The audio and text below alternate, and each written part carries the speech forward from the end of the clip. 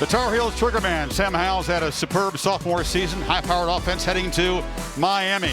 Mac Brown's program is ascending, but today they meet a growing rival, the Hurricanes of Manny Diaz, seeking win number 9 and a potential Orange Bowl bid and trying to avenge last year's gut punch in Chapel Hill. Regular season finale for both teams here in Hard Rock Stadium. Welcome to ESPN College Football on ABC, presented by PlayStation 5.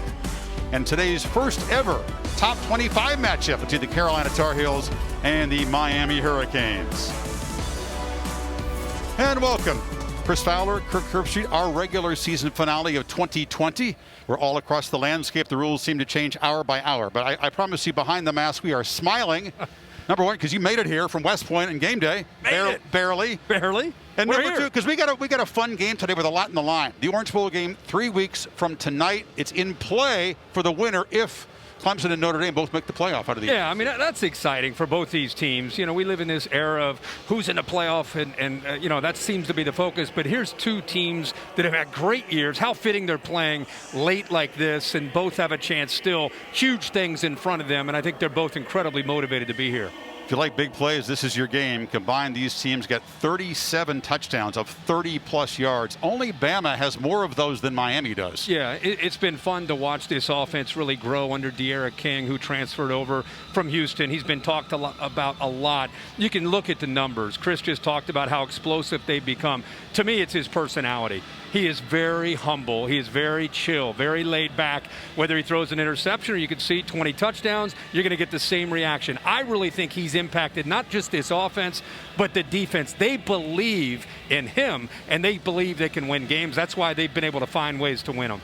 Tremendous skill player arsenal for Howell in North Carolina. They started fast against Notre Dame, but then sputtered. Kirk, what's the takeaway from that? Well, the takeaway for me is that Notre Dame, and you and I were there and talked about it, Notre Dame's linebackers were attacking downhill, and not so much affecting Howell, it was affecting the running game. And in this offense, you take away their running game, it's kryptonite. It diffuses their ability to make those explosive plays in the passing game for Sam Howell. So Miami today, watch them blitz those backers and see if North Carolina has an answer 2 weeks later after that Notre Dame game. Yeah, both defenses today have a serious challenge with the playmakers on both sides. A lot on the line. The Tar Heels and the Hurricanes on a pleasant December day. Miami going with the all-black uniforms on Senior Day. Stick around. All you gotta do is get high. Are you kidding me? Another Carolina touchdown. Sam Howell has done it all today. There'll be two great quarterbacks certainly on display. Into the end zone! Touchdown for Miami! Someone please crown the king!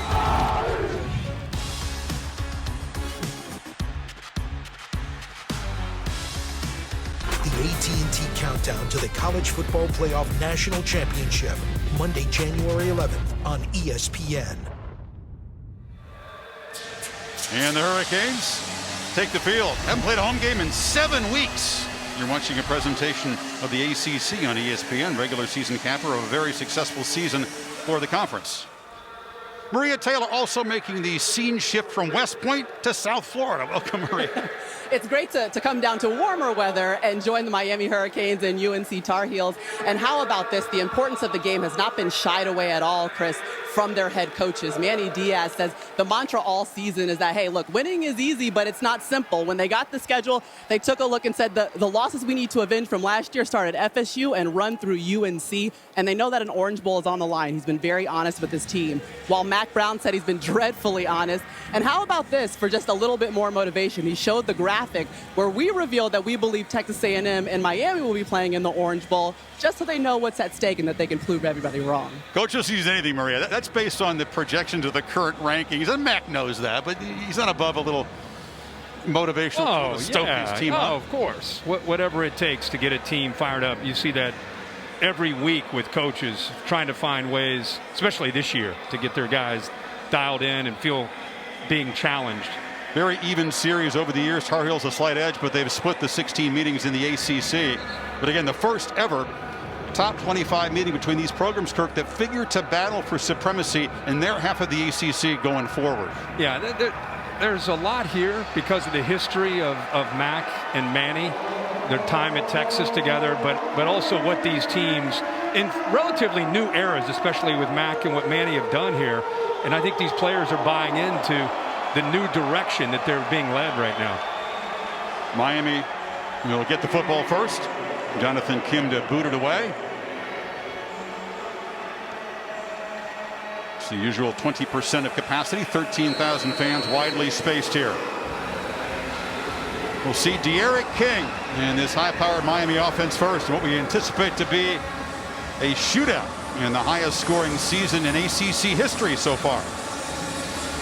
Mike Harley, the receiver who's on a tear, is back deep. And he will bring it out.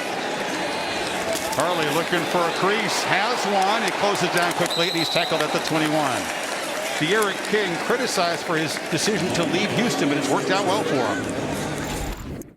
First and foremost, this decision I made was probably the hardest I've made so far in my life. I think it was the decision best for my future and my college experience. I love this team. I'm so glad I came here. I love the University of Miami. I just want to do everything I can, everything we can as a team to finish on the right foot. About King's future and his present. Cam Harris is the back on this first play from the 21 and from the pocket. King has plenty of time, launches down the seam, and it's broken up beautifully. Tried to get the ball to Mark Pope, and coming back was Kyler McMichael to get a hand on it. That was a great play design, great execution, and a better play by Kyler Murray out there on an island. I love that Rhett Lashley puts the ball in the hands of his quarterback and playmaker and says, let's do it. Let's attack. Let's send a message. And McMichael, he was beat by a step, but had that catch-up speed to knock it away. King takes off on second down. One of the most dangerous running quarterbacks in the country. Just like that, they move the sticks. Yeah, he read the linebacker, 44. He just ends up flying out to the outside. And once he saw that, he realized he had a chance to pick up the numbers. Big advantage there. You got to watch out with the RPO game. 15-yard gain. Now King in the pocket. Flips it, caught. Underneath, catch made by Harley. 3 out of the last 4 game, Kirk's 150-plus receiving yards. Well, they are clearly in aggressive tempo mode here early, just trying to be the aggressor, trying to attack, trying to get Carolina on their heels. They're not slowing down at all. 17-yard gain there. Harris makes a cut and is knocked down after a 7-yard gain. Lashley feels, he's done a great job, as a new coordinator coming over from SMU, and really has taken advantage of these playmakers, but especially the quarterback, and picking up his system. He looked to take a shot on second and short, now just has to throw the ball away. Nobody open, and Tyrone Hopper came under pressure. Well, he wanted to take a shot downfield, and I'm always so impressed with Tony Grimes, number 20. I mean, he's out there. You got to live on an island in this kind of defense that Jay Bateman will implement today. He's going to be aggressive. He knows he has to with a running quarterback. His safeties a lot of times are going to be involved in run support. So it puts 20 and 1 often out there by themselves, and they have the ability to hold up. We've already seen that a couple times this opening drive. Donald Chaney, the freshman, is in the game. Jalen Knight, and the other true freshman running back, not available today with a shoulder injury. King takes off again. And another easy read and another first down carry to the 36. Wait, North Carolina knew what was coming. I mean, you knew that Chad Surratt's been looking at it all week. When they go to the receivers all the way to the sideline on third down, here comes number 1. It's going to be 1 against 21. It's just the way it's going to be today. Big hit right at the first down marker, but you can see that De'Aaron King is a physical runner, really runs like a tailback. Low center of gravity, over 200 pounds, not afraid to lower his shoulder. Damari Fox, the starting defensive end, number 56, the sophomore from Georgia, is down on the field. They're not terribly deep at the D-line. They have a lot of freshman backups, so Heels fans hoping Fox can get up and continue. Damari Fox on the Carolina sideline, standing up, the helmet on. That's a good sign. Miami 6 plays. They moved to 43 yards. Nice run pass mix on first down. King keeps it again. He's slippery and he's strong, and he works his way for about 7 more, Kirk. I don't know if there has been a player. I mean, there's some great players this year that have had incredible years. But if you look at where Miami has been and where they've been for maybe 18 to 19 years and where they are this year, I don't know if anybody's impacted their team as much as De'Ara King with his playmaking ability and belief. Swings it on the far side. That's an unusual place for a tight end to be, but Brevin Jordan will move all over the place. And a nice open field play. He stopped for no gain there by Conley, the freshman. That's a true freshman eliminating that space in a hurry. They think he will be a superstar. For him to come in, Brevin Jordan's an outstanding player with the ball in his hands after the catch, and he keeps him short of that first down. Didn't hesitate at all. Will Mallory in the game. They're excited because both their excellent tight ends, Mallory and Jordan, are healthy. Now, it hasn't happened that often this season. On third down, Tar Heel defense makes a stand. Harris gets absolutely nothing. So 2 consecutive stops at the line. Vlahasic, the nose guard there. Yeah, he's right here. Watch him use his arms, get extension, and then rip through Gaynor, the center, gets off him. See his eyes? See how he's peeking into that backfield? Allows him to know which way he needs to leverage that center. So he uses those arms, gets extension, just looks into the backfield, and then sheds the block. Great play there on third down. Jose Barragales, a grad transfer. Much improved kicking game for the Canes since last year's loss to Carolina when a missed field goal cost him. The transfer from FIU comes in making 17 of 19. Not his prettiest, but the line drive is good from 46. And the guy who would be a worthy winner of the Groza Award puts Miami on top 3-0. Give me that name one more time. Barragales. College football on ABC is presented by PlayStation 5. Play has no limits. Connor Barth with a walk-off, and down came the goalpost at Kenan Stadium. That's the last time Carolina beat a top 10 team 16 years ago.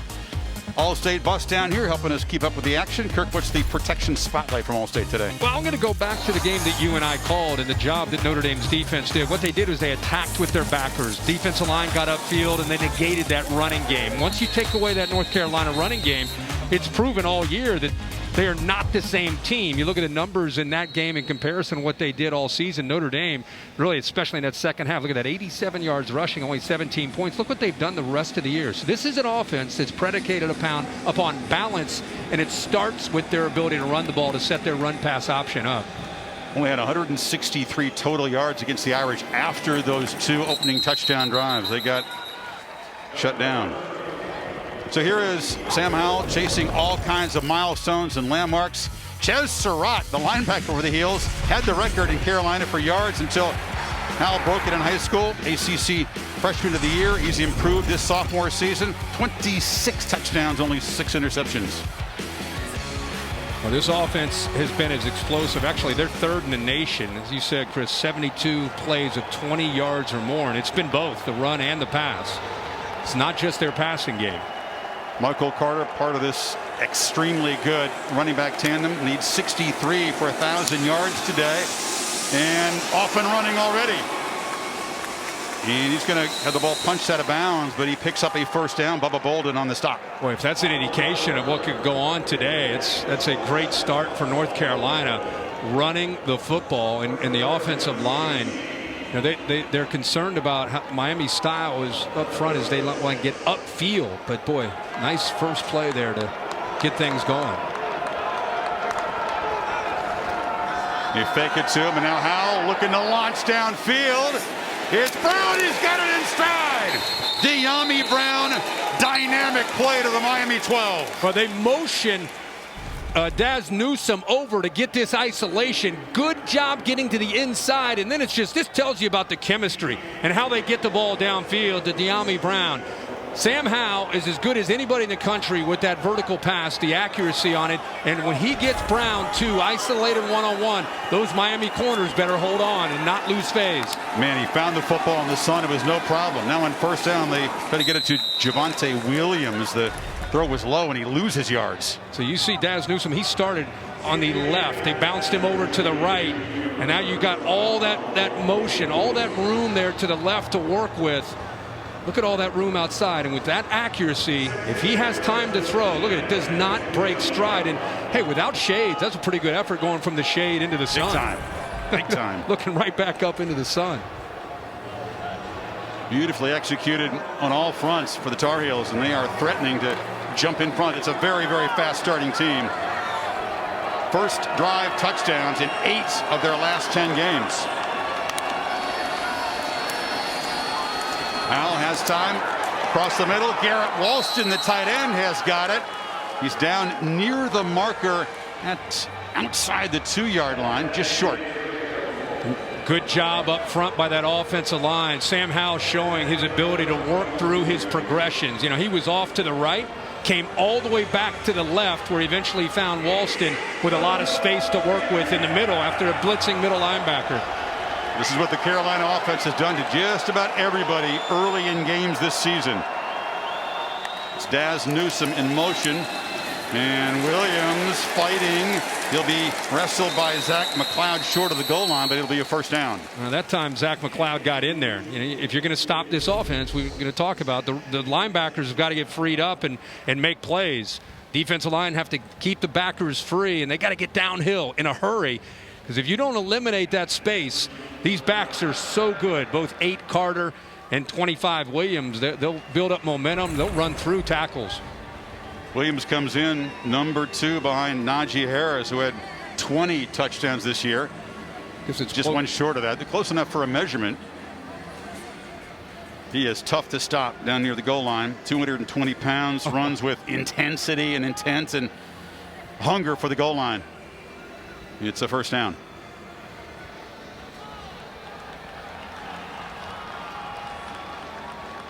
Phil Longo calls the plays, Kirk, and man, he just come out firing. What an efficient opening drive. Yeah. When I saw that running play work on that first play, that's a signal for Phil Longo that things are going to go well, because those backers and safeties have to respect that running game, and that's when they really start to make the big plays in the passing game. 2 tights for the Tar Heels. Walston joined by Kamari Morales.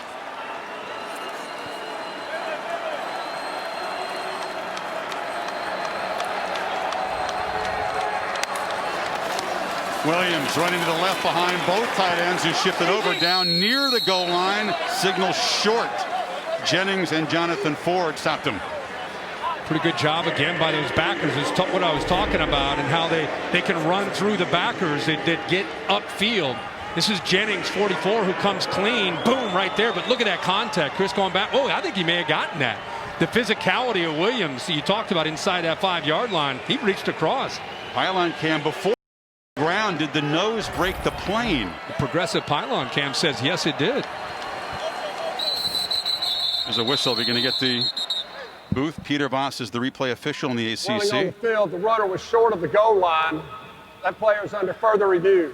Tremendous effort, a risky move to reach that ball out in traffic. Let's check the knee when it went down and where the football was. He's on top of Jennings. His knee is not touched from what I can see. Well, but I think he reached out before he touched. There's another look. Right Bill there. Yeah, right there. Then the elbow touches, right? Bill Lamagna is with us. I've got the ball breaking the plane, and then he pulls it back. Then the elbow. Then his elbow hits. Yeah. So replay's got a good shot of this. I can't see them doing anything else except awarding a touchdown on this. And to look at the pylon cam, expanded right view. there. Yeah. Tremendous effort by Williams. Just exactly what you just said. Yeah. You know, I mean, he's done that all year, and Carter's cool with it. Carter only has 7 touchdowns coming in, and Williams has 16 because he's that thumper. He's that guy. Not only is he a big back, he just has some instincts and ability to find some creases and then fight for it, as you saw. I mean, Jennings was right there. He met him at about the 3-yard line, and then he went on his back. Carter had 3 touchdowns on senior day, the walkover against Western Carolina, and Williams was cool with that too. They have a tremendous relationship. Like Javante says, brothers for life, and Michael seconds that. Love to see that. Not the fastest conference in the country, replay reviews.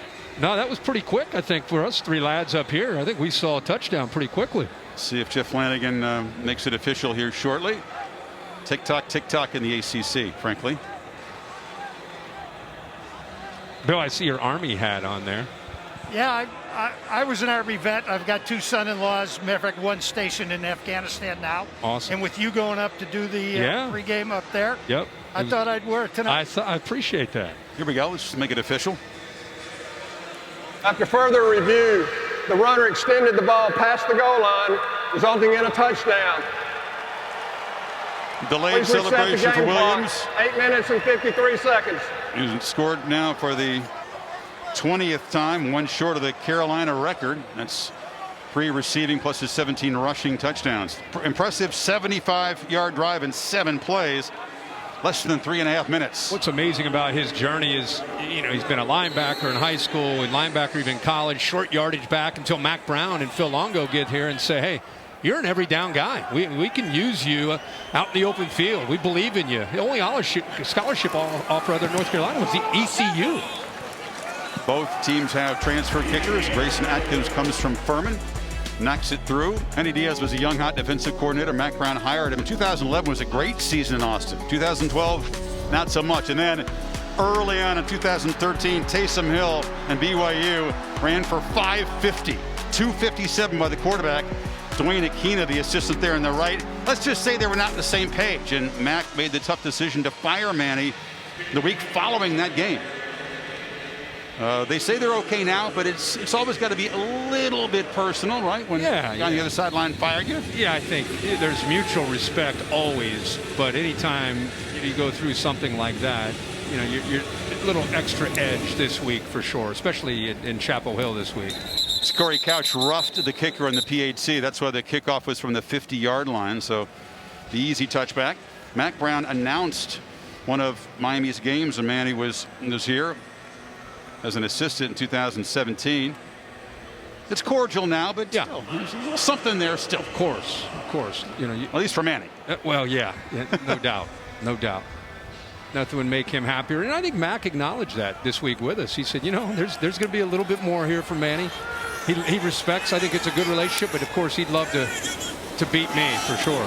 Harris is pushed sideways and wrestled down. Conley, that freshman again with a tackle for loss. Well, I can see why they like him. He's an aggressive, instinctive player that can play out in space, but reads against the run and can get upfield. Gets underneath the block of Brevin Jordan, then back outside with his quickness. Outstanding play. Second time he's flashed today.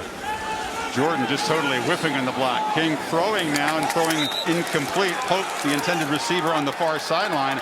And suddenly it's 3rd and 17.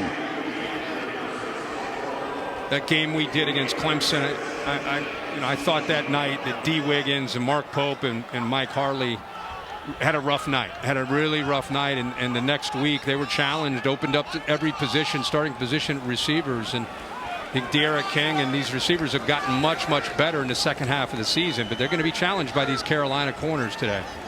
Yeah, the Hurricane receiver is totally shut down. Non-factors in that route up at Death Valley. 3-man rush against King on 3rd and 17. Scrambling, trying to make something happen. And he'll be chased down at the 26 by Conley and Chaz Surratt. Here comes the punt team. Pretty good effort. You see Chris Collins. I mean, this is what it takes. You mix up the looks. Jay Bateman's been blitzing. This time he rushes 3. Shows blitz, but ends up just bringing 3. You can see on the backside of De'Ara King. Look at Collins, 6'4", 245 pounds, trying to catch up with him. He gets close, but the fact he chased him out with 8 in coverage with their eyes on the ball, they're able to rally to it.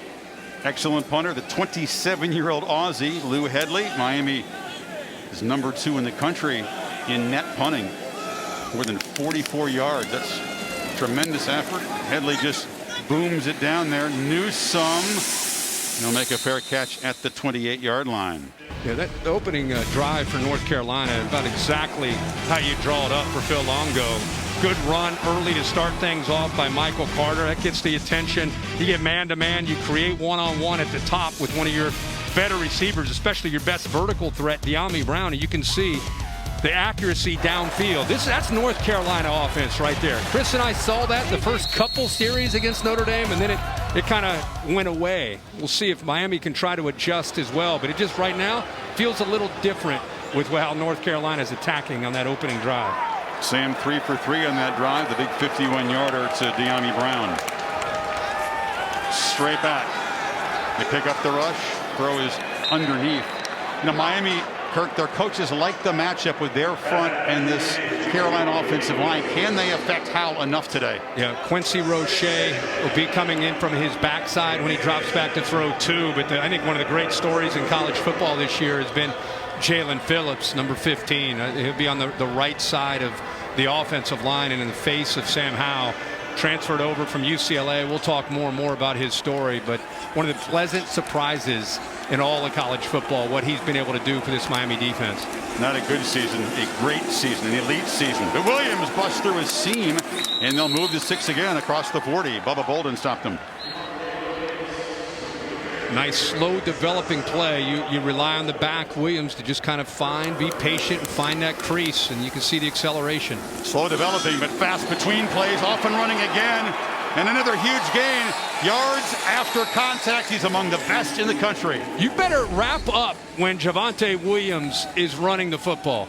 I mean, the second time they use this kind of counter play where you're able to bounce the ball to the outside, and when you're able to bounce that, he takes it and just lowers his shoulder into the safety and backers. Yeah, Amari Carter unable to wrap up. Now Howell under pressure, throws into traffic, and it was almost intercepted. Ivy was tracking across as he tried to find Newsome. Well, I think he had to force that and hurry that throw because of what was happening in the backfield. Both Roche and Phillips were able to get to him. He's got some open receivers. That's a play that takes some time. You can see a little bit of confusion. Daz Newsome, he started to continue to head to the corner, and Howell, because of that pressure, tried to pull him back on his route. So a little bit of a miscommunication why we had a pass unable to be completed. Both those ends you talked about had him in a sandwich. They dumped it down to Carter. They used their backs a lot as receivers, but the Canes were ready. Wayman Steed, a backup linebacker, tackle for loss. Yeah, he's got a little bit more speed. Steed, when he gets in there, and that time, good job of just reading it. A long throw, and it's intercepted by Ivy, who just stepped right in front of De'Ami Brown, his second pick in the season. Chris, watch this technique by DJ Ivy. It's almost like he's the wide receiver. Watch his technique and how he turns and gets his body completely turned around with his head on the quarterback, so he knows when the ball's in the air. I mean, there wasn't a whole lot to the route. Manny was trying to get a timeout, so he didn't have 12. You can see right there his hands trying to get his hand or get the timeout before the penalty. A subtle flag by the side judge kind of dropped it on the field, so it negates the interception. A big play. Playing that fast, it's hard to get guys on and off the field, Kirk, for the defense. Yeah, they were flying in between those last two plays. I wondered if Miami had just the 11. Of course, North Carolina did not substitute. So you've got the big fella right here trying to get off. Clearly does not. And there's Manny right there trying to get the timeout. And he didn't get the timeout either. Makes it a 3rd and 9 play now from the 35. We'll see how costly that is for this Miami defense. 3-man rush. Howell, flag out, fires. It's complete on the sideline. That's Brown again. Now we'll check the marker. Yeah, just a free play. I mean, Miami jumped off sides in front of him, and so he could have taken a shot downfield if he wanted to the end zone. Instead, he just takes the first down to Brown. Wow. Offside, defense number 15. The penalty will be declined.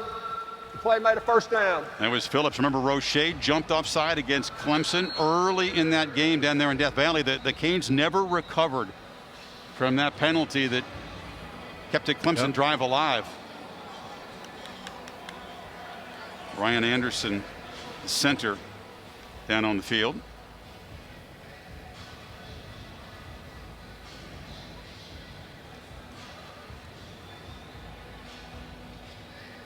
Taco Bell's Nachos Party Pack. Delicious nachos topped with all your favorites. Only at Taco Bell. What are the conversations like in the Miami defensive huddle between Diaz, who's obviously heavily involved, and Blake Baker right now? Well, you got to shake off the penalties. You know, you said it. Potentially game-changing interception by Ivy, at least at this point in the game, and to have that negated, taken away, you can't dwell on it. You know, you can't make one bad play and lead it into 2 or 3 bad plays. Now, they had a chance to get him off the field, get the ball back to De'Ara King, and they blew it. But you can't, as I said, if you're in that huddle right now, you got to be talking about, hey, let's get back. You know, new series of downs. Let's get back to trying to be aggressive and get the ball back. Reminds me a little bit of the game between NC State and Miami. That was a Friday night shootout. Canes defense was rocked, confused, Diaz was a little rattled early. Now they came back to win. with some King magic in the fourth quarter, but this has a kind of a similar feel at the start. Yeah, I feel like that's what I said about North Carolina's offense. Felt different to me. Their first series, just really confident in what they were trying to do with their execution. You know, studying the film all week, and finding the matchups that they like, being able to run the ball. And it just continues here in this, other than the interception that was negated with that flag, it feels the same here on this drive too. 139 first quarter points for the Tar Heels this season. They've been the best team since the start of last year in the first quarter in terms of scoring margin, trying to add to that here. Johnson replacing Anderson at center. Howell flips it across the middle. Big hit delivered, but a nice catch made in traffic by Carter. That's a running back. Well, that's a gutsy throw, throwing it late over the middle like that. Watch the backers just kind of keeping their eyes, watching, seeing who might be coming in as a crosser, communicating. Everybody try to get on the same page. Just throwing this gutsy throw. He got away with one there. Carter comes from Florida, but it's a long way from here. Navarre up in the panhandle. They fake it to him. Howell trying to get the edge. He does. Knocked down hard at the 5-yard line by Carter and Jalen Phillips. It's a good read, but you'd like to see De'Ami Brown do a better job of blocking. Right there, Ivy gets off the block by Brown, and if you want to be a complete receiver, you got to sustain that block. It's not just about catching touchdowns in this offense. Second and goal, nose just inside the 5.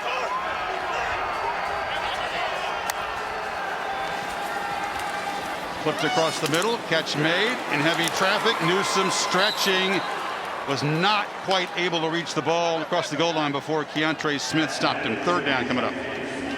Well, the progressive pylon cam will give you a good look at this. Really put Miami in a tough spot. Keontre Smith, number 4, he either had to take Carter, Michael Carter, who slipped out of the backfield, who was going out to the sideline.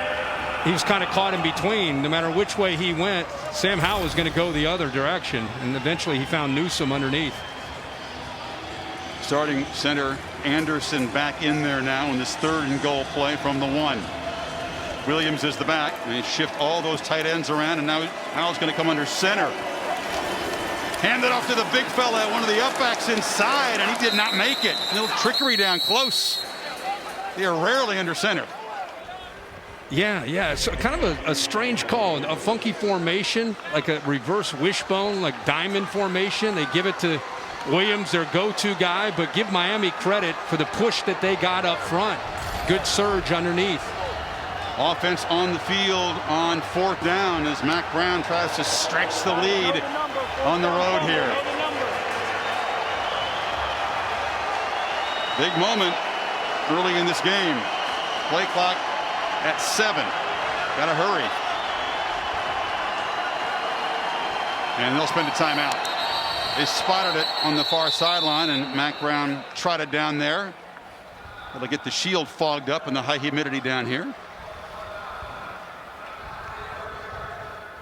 Important play because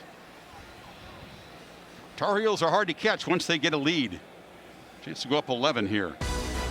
Tonight, Saturday Night Football on ABC. Pac-12 rivalry between USC and UCLA. The victory bell on the line. Dave Pasch, Greg McElroy, Holly Rowe will have the call from the Rose Bowl on the ACC network. Rivalry game between Virginia and Virginia Tech. The Hokies, we were there last week. Very, very fired up to get that trophy back from Virginia that ended a long streak against them last year in Charlottesville. What do you think here on 4th down, Kirk? Williams is the safe bet. He's just been the down maker. Yeah, I mean, you would think they'll try to get him the football, but after a timeout, well, they're going to try to find a one-on-one matchup to give him maybe the option if he chooses to take it or hand it off to the big man. Option. Williams will walk in and just leap across the goal line for what's a milestone touchdown for him. You know what's great about that call is you got man-to-man on the outside, and you just option off the best player on that defensive front. You take him out in Jalen Phillips. Nobody had to block Phillips.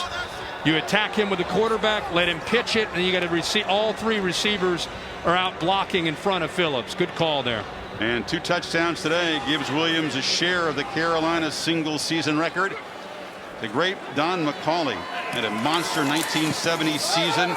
College Football Hall of Famer. Had 21 touchdowns. And number 25 has now equaled that most in school history.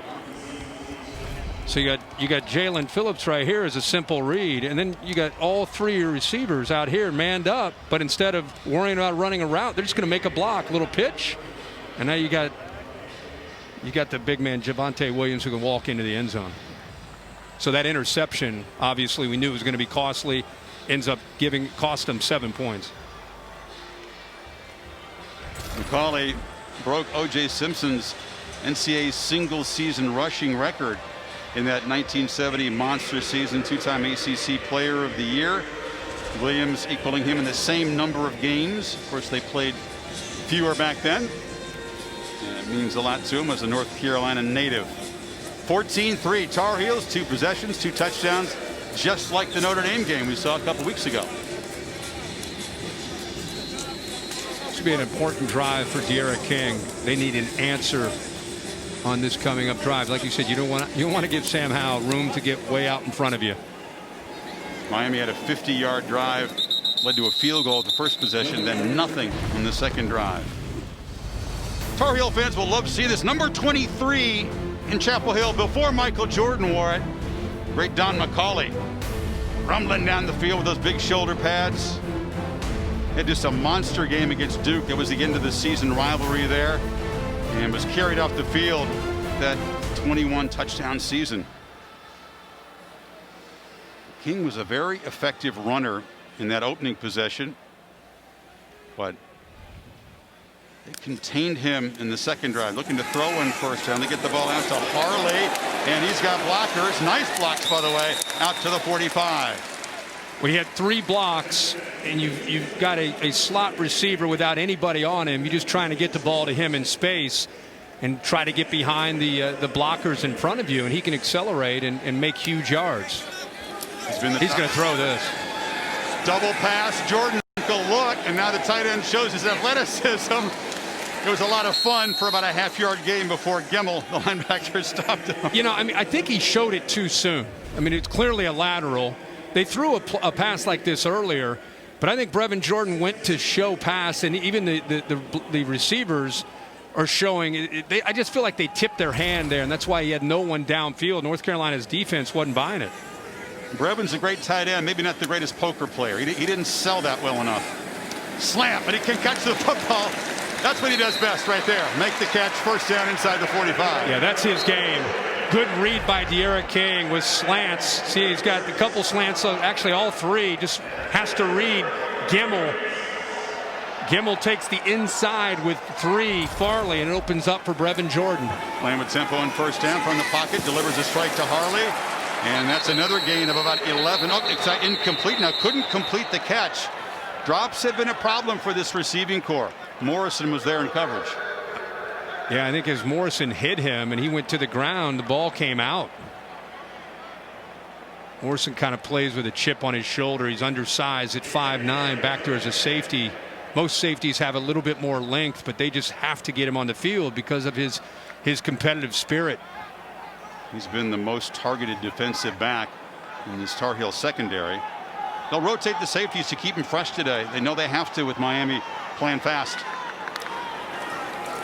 King took a quick look, but this is a designed run, and he's able to weave forward and pick up about 7 before Conley made another tackle.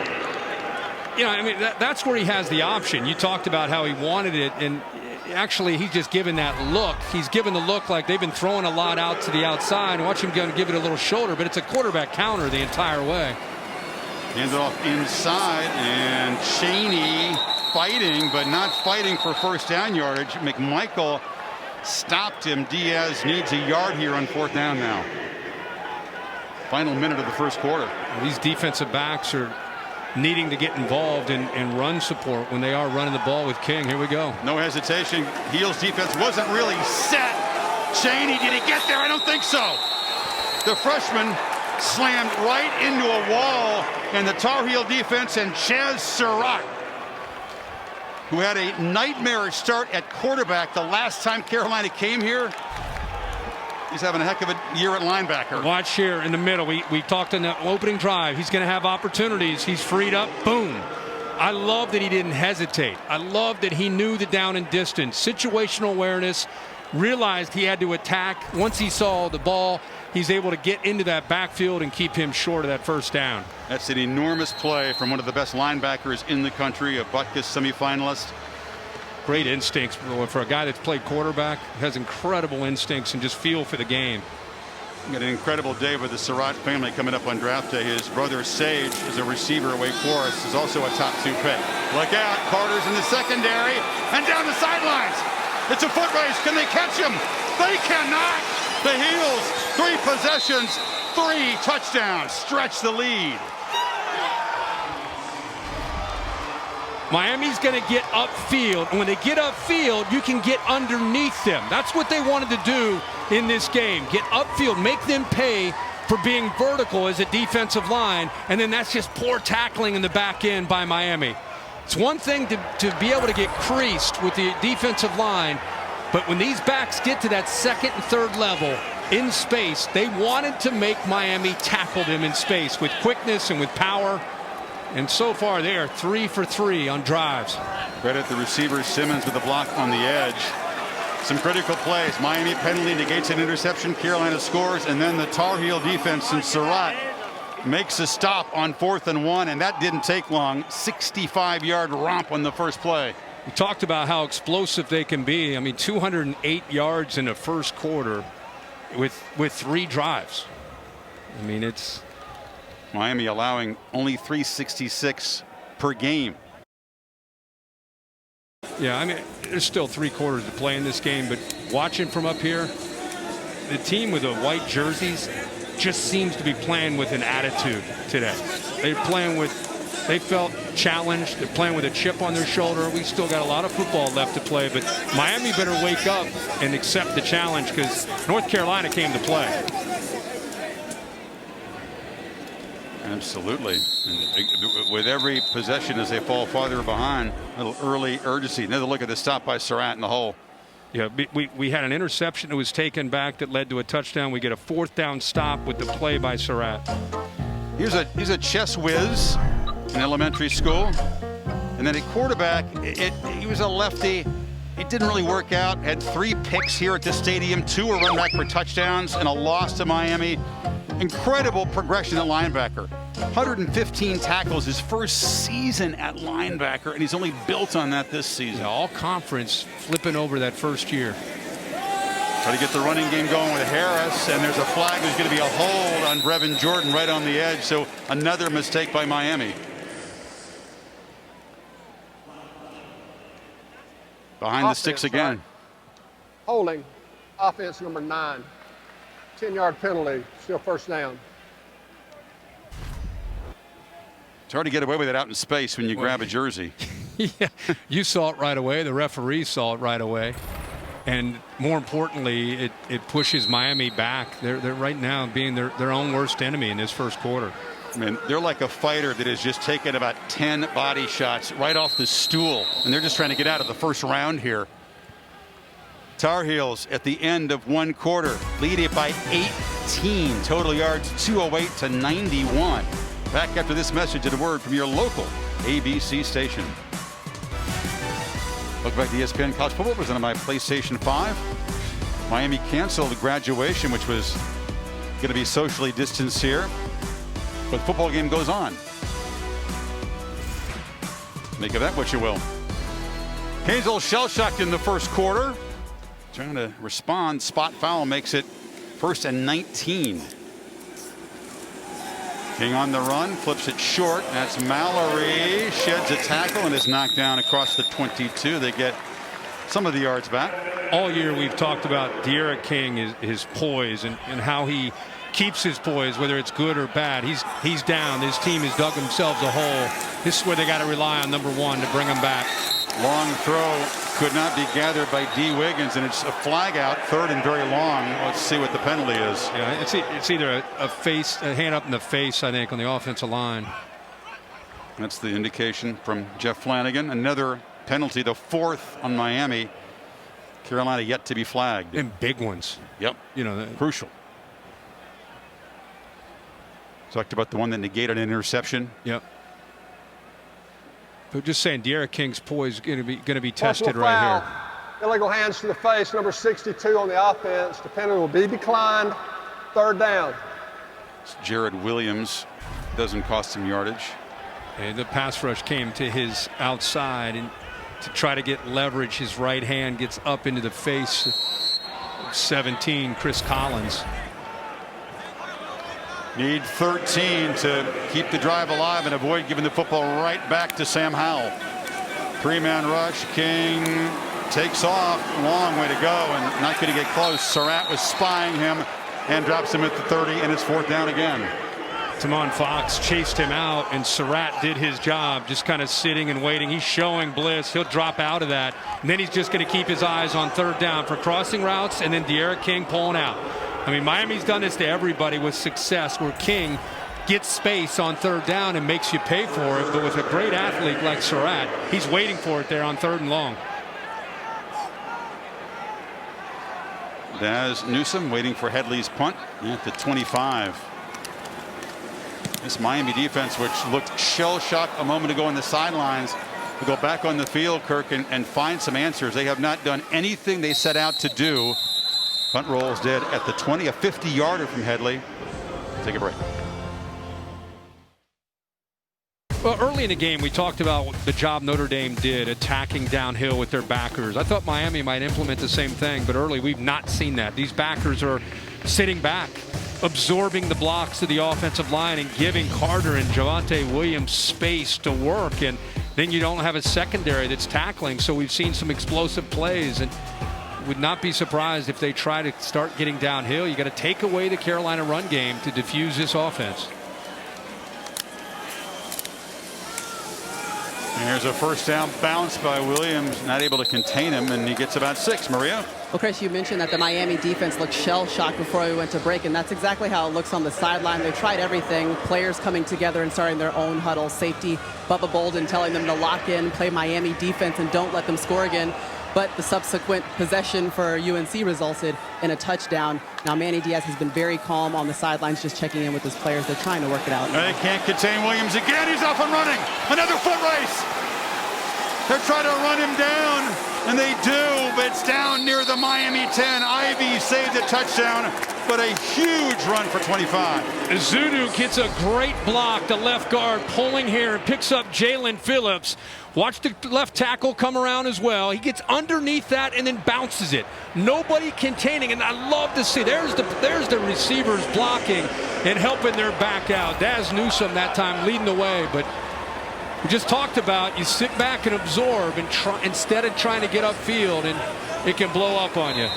You look back at FBS offenses in the last 5 years, only the Louisville team with Lamar Jackson had more explosive plays than Carolina.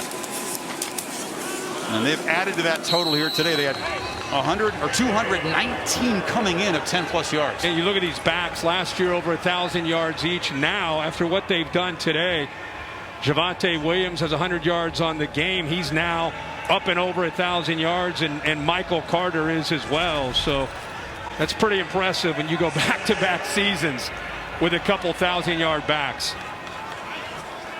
Miami with some backup defensive interior lineman in there as Carter takes it and falls forward for 2. It's a defense, Kirk.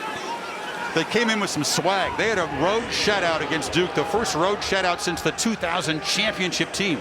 They smothered the Blue Devils. They knew this was a much, much better offense, but they brought confidence into this game.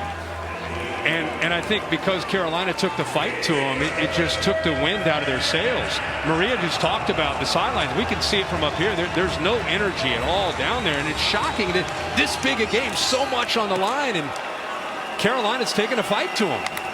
Absolutely, and trying to stretch the lead here. Carter bangs forward to the 4-yard line. I mean, you talked about 25-point deficit. I know there's a lot of football to be played, and King's been magical in the 4th quarter, but that's a massive mountain to climb because you got to stop the heels a bunch of times. Well, exactly. And the only thing that can change the complexion of a game when it's going this badly is a turnover, is a sack, you know, is a fumble with the quarterback. That interception they had earlier with Ivy, something to spark the defense, the energy, because right now they're flat. Does holding him to a field goal attempt count as a spark? No. Okay. Atkins for the chip shot from an angle. And he knocks it right through. So touchdown, touchdown, touchdown, field goal for the Tar Heels in their 4 possessions. Moved it 76 yards. The lead is 21.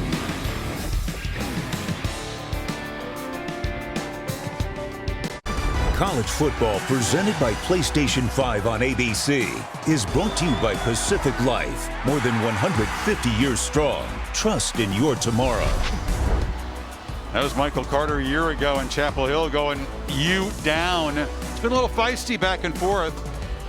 Barrios, you saw the response from Miami recent years. It's the Tar Heels who have come to fight, and they have taken it to the Hurricanes here in a game.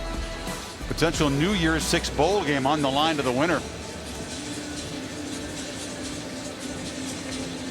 Still 10:48 before halftime for King and company to go to work, try to cut into this lead, and they'll begin from the 25. And good for Sarah. She's talked about the lives that she's affected. The girls especially who have reached out to her and said, wow, I never thought this was possible. Yeah, really cool. Good for her. King looking to throw on first down. Pressured, escapes, and throws incomplete. Had to force the ball in there. It's a Pope. It was well defended. McMichael. And McMichael's had a great game so far. The Clemson transfer. You know, this game for Miami, even before they dug this hole at 24-3, was really about their passing game. With the style of defense that Carolina plays, they've got to pass. They've got to be able to throw the ball to set up run. And right now, only 54 yards through the air. There's a short throw. I mean, underneath, Pope able to tightrope and make the catch before stepping out. McMichael that time provided the pressure, and it's third down again. It's one of the first times, other than the Clemson game, I've seen De'Ara King hesitant, antsy, uncomfortable. You know, I think Clemson did a really good job of that in the game that you and I called, and right now Jay Bateman doing a really good job, not just on De'Ara, but on that offensive line, making him really uncomfortable and mixing up looks. Yep, and right on cue, there's a flinch from that offensive line. This will make it an even tougher third down conversion. False start. Offense number 60, 5-yard penalty. Third down. It's their best offensive lineman, Zion Nelson, but the mistakes piling up. Canes just 1 of 5 on third today. Yeah, the Carolina defense moved together. Watch the left tackle 60. As they move, he flinches. And costs him 5 more yards. Coach's son, King, as you said, usually so poised. He's going to need all of that, draw on all of his football experience right here, because he's going to be swarmed and sacked, and it just gets worse and worse. Gemmel and Tamon Fox got him in a sandwich. Fourth down again. Yeah, stunt up front where they bring Gemmel, works here. Fox comes around. Watch Gemmel in the middle work through that A gap between the guard and the center. And you know, he's a blitzer. Serrato, a lot of times they'll blitz him, but they'll play him in space where he can make plays. Gemmel's the guy they like to turn loose on third downs because he can get in there and he can get skinny and shoot a gap as he did there. This Carolina defense was worn down by the Fighting Irish. That 97-yard march. Book and company, they played really well, played sturdily, but didn't have enough late. They've come out inspired from the start today. Good punt again. Newsom retreats, makes the catch, and escapes. And he stepped out of bounds. Yes, he did. He was sprinting. There's a flag down way back at the line of scrimmage. They'll spot him out around the 40 of the Tar Heels. And check the marker. Headley is one Hurricane has done well today, Kirk, the punter, but that's not the guy you want to star. The Aussie who's just kind of one big tattoo. It's hard to differentiate and count them. They're all just going to run together. It's a hold, though. Offsetting. They have one on Miami and one on North Carolina. What are those guys thinking up there? They came in here again. So much to play for. Off their biggest ever ACC win. That was after a 2-week layoff. They went to Wallace Wade and thumped the Blue Devils. Obviously stepping way up in weight class, but Manny Diaz could not have imagined a start like this. No, not at all. Again, especially late in a year like this, they've had to overcome so much. You see Mac Brown, defensive coordinator, in there as well. Jay Bateman. A bit of conversation Jeff Flanagan is with Mack Brown over there. 2 fouls during the play. Illegal formation, offense. More than 4 players in the backfield. During the return, holding receiving team, number 7. During the kick, those fouls will offset. We'll replay 4th down. It's the first penalty on the Tar Heels. You know, when you're a coach and you've got a team that's not just down but has no energy on the sideline, you know, it's almost like you're in a fog. There's really nothing you can do. You can't grab them and shake them and try to wake them up. That's why I was saying you need a leader. You need somebody to make a play. So much time left in this game. There's 9 minutes to go in the second quarter. But until is that a good thing or a bad thing? Well, I'm just saying, until you're able to shake free from this, it's like mentally you've got both your hands tied behind your back here. They're flat. Henley a low boot. Newsome will have a chance from the 36. Gets past 1, flag comes out. And that's a mistake by the Carolina special teams, an illegal block, so that'll set him back. Kyler McMichael, the corner is out.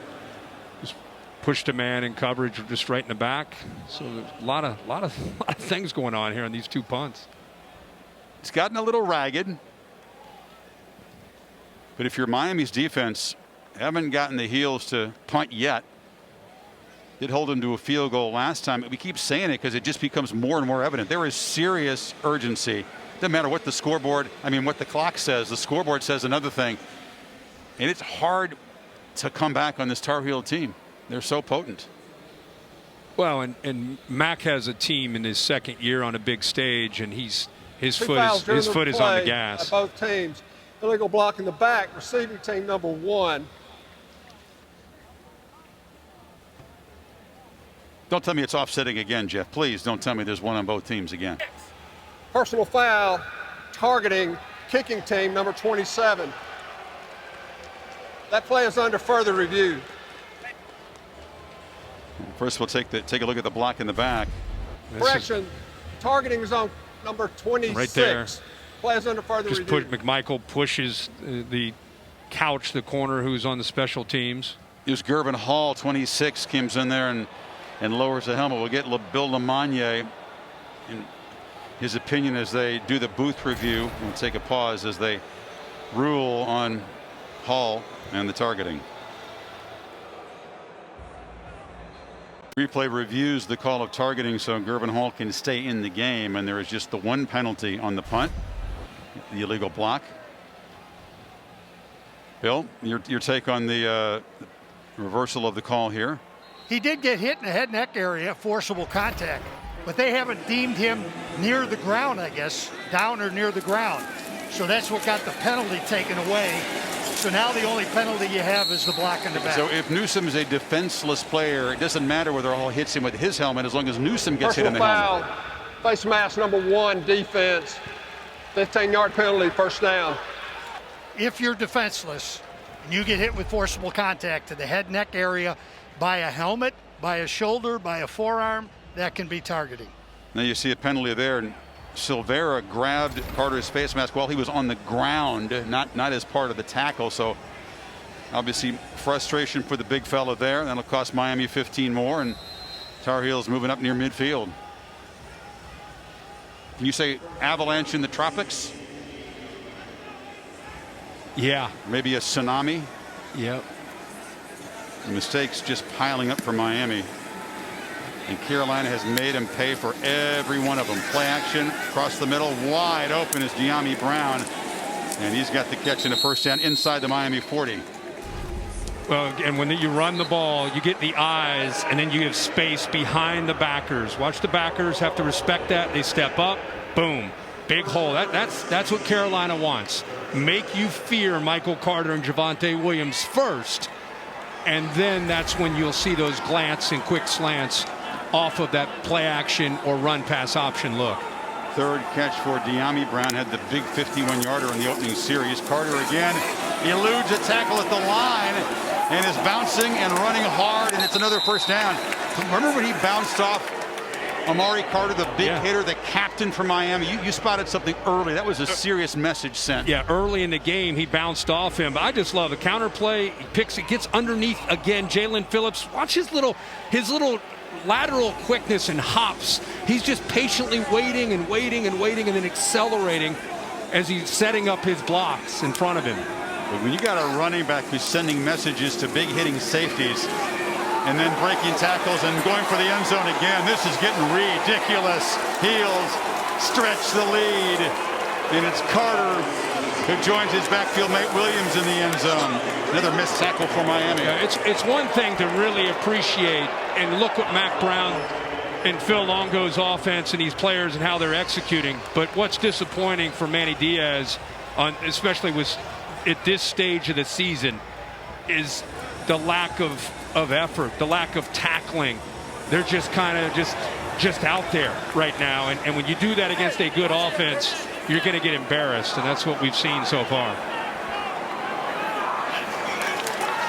It's been a very good season for Miami coming into this game. Done a lot of things right. This beat down in the making will change the narrative here, though.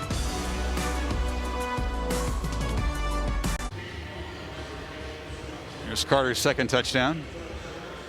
Well, the thing that stands out to me is the vision right here, these backers. Watch how they come into this. Because Carter is so short, imagine being a linebacker and trying to find Michael Carter first. That's the first thing. So he's able to get through there, and then it's just poor effort and bad angles by the defensive backs. I mean, he's listed at 5'8", and he gets behind those big offensive linemen. He just kind of sneaks back there, and then before you know where he is, he's by you. He's off to the Senior Bowl to try to impress NFL people, and he did this last year, and he's doing it midway second quarter here. The downward U, and here's the Canes shell-shock defensive meeting. And it's Manny Diaz right in the middle, trying to talk to him, trying to get these guys' attention and try to get them fired up. I mean, 31-3. Look at their eyes. I mean, they're in shock that this has happened. There's a whole lot of shock among the Miami faithful here with what was on the line for this team coming in. They haven't played at home in 7 weeks. If they win this game and Notre Dame and Clemson both go to the playoff, 3 weeks from tonight is the Orange Bowl game, when they were lined up and pointed towards it. Who knows how this game's going to end, right? I mean, right now it doesn't look good for Miami. They've fought back in other games. But if they don't fight, if they don't show a backbone, and if they end up getting embarrassed, if it stays this kind of tone that we've seen, I think it erases all the equity that they've built up. All of it? All of it. Based on what we've seen so far. Harris is going to be stopped behind the line. Gemmel's played a strong game. That man in the middle along with Surratt. Well, Evans on the outside does a good job of working upfield, just setting that edge for this defense. And there's just no one. He's got to try to cut it back, and you can see the rest of that defense, Gemmel, they're getting off of blocks. You set the edge on a play that's designed to go into the perimeter, and then you have inside presence because they're able to get off blocks with speed in their hands. That's tough. 2nd and 12. King is going to be swarmed. Blitz off the edge. It was Conley, number 0, who got there. He's played a monster first half. Yeah, Conley ends up coming. He and Gemmel just switch positions. You see right here, 44 is working out to take his spot, and it frees it up to allow him to blitz. There's just nobody there. You know, that's something you either got to get out of as a quarterback or hope that Cam Harris sees it, play side, that blitz is coming, and he can come off of his fake and pick up that rusher. You think as good as De'Eric has been, he's just glazed right now, just not able to see stuff like that he should clearly see? Yeah, I mean, you got to either make an adjustment to the protection or kick the left tackle out. Somebody's got to recognize a blitz coming. They're showing it again. I think they'll drop this time. Yeah, they do. They bail. Just a 3-man lush. King across the middle, and it was off target behind Harley. 4th down. Yeah, Surratt again showing it and then dropping. And again, what's he doing? He's looking for crossing routes or Derek King scrambling, and there's his instincts. Just kind of take him over to allow him to get into that throwing lane and get a hand on the ball just enough, or that's a completion for a 1st down. What else can Surratt do to solidify his status as one of the best linebackers in the country? Got a hand on that one, and the big stop on the 4th and 1. That was just a incredibly crucial play in this first half. Headley again. Let's see if he can get a punt without a couple flags. It's a low kick, not much hang time. Newsom's going to have a chance here, and he's going to be penned in, and he's going to lose yards on the return all the way back to the 6. The Affleck trivia question, Bear, with a Jeopardy theme here in honor of Catherine Brown, who won at Jeopardy recently. Yes, Mac's daughter. Yes, in honor of Catherine, we will give you tonight's Affleck trivia question in the form of the answer. And the answer is the last Miami Hurricanes to finish in the top 10 of the Heisman vote. The category is Great Miami Teammates. There you go. So it's been a long time. So well, it's Dorsey and McGahee combo, right? You put that up early. I might have executed that less than flawlessly, because I think it was up there early. Didn't you see it? Go back to asking questions, Bear. I like it when he puts the answer up early and then asks us the question. That's I love that. Howell from the goal line for Brown. He's got it. 3 Canes trying to chase him down, and he's finally tackled at the 5. Wow. The big plays just keep coming, and so does the Carolina Avalanche. Well, Amari Carter ends up getting sucked up on play action, the safety in the middle of the field, so you've got a one-on-one opportunity, and Howell waited to the last second to throw that ball up to Brown. 87-yard game. Miami barely gets to this end of the field, and that time Brown was interfered with. Ivy grabbing him. And this defense, not just shell-shocked, got to be exhausted as well. Pass interference. Defense number 8. Foul occurred in the end zone. The ball will be placed at the 2-yard line in advance to the previous spot. Automatic first down. They're backed up in their own end zone. Play fake brings the backers up. Watch the safety also in the middle of the field. Now he works to the middle. Look at the crease right between the safety and the corner. Playing zone. Safety gets lost off play action. Huge seam down the middle of that defense, and Howell finds it, and again shows his accuracy downfield. First and goal. Howell still got it, and they finally are able to wrap him up. That's the first sack for this Miami defense. The ends, Roche and Phillips making a play finally. Yeah, exactly. Roche and Phillips we thought would have a big impact in this game, but a lot earlier. That time both of them getting into the backfield. Phillips initially forces him back, and Roche is able to clean it up. These are guys, Phillips and Roche, looking to the draft, wanting to have big contract drive type of games. They did last week against Duke. They have not been able to overpower this Carolina offensive line so far. Second and goal. Williams, trying to own the record for himself with a 22nd touchdown this season, is knocked down at the line. There we go. There's some fight to Corey Couch, 23. Bouncing the ball. You'll see Bradley Jennings working as a linebacker, trying to chase it, get him to the outside. But watch at the top here. He gets off of the block, gets underneath. They pride themselves on these corners being involved in helping set the edge. Good play there. Third and goal. Howell flips it to Williams, and he almost gets the running back cut in half. It was very high. Gervin Hall hurt himself on the hit. It's 4th down. Well, Gervin Hall read that because he saw that Daz Newsome was trying to block him 5, so he gets right by Newsome before he has a chance to play and gets into the backfield and hits Javonte Williams. A little bit of life there. After giving up the big play, they get backed up near their own goal line, and 2 or 3 straight plays there by the Canes defense. Hall wanted to get up and celebrate the hit, and then he realized, ouch, that hurt. He's given away 25 pounds or so against the very solid Williams. The Canes have at least forced another field goal attempt by Atkins, which so far today constitutes a massive victory for this defensive group. But we were talking about what could spark them. You know, that's maybe the first time we've seen some energy from the Canes defense. And it's 31-3. We had 3 minutes to go in the second quarter. And it came after an 87-yard pass around that set up Carolina at first and goal. They did come up with a couple effort energy plays, but Atkins a second chip shot, trying to make the lead 31.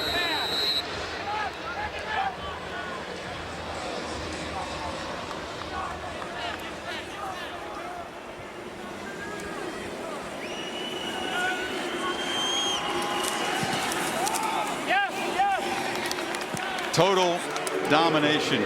Carolina with 415 yards of total offense.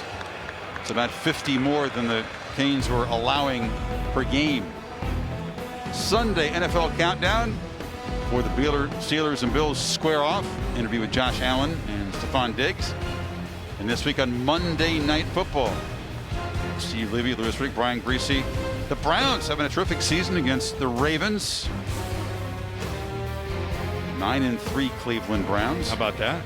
Chasing Good the for Steelers Baker. in the AFC North.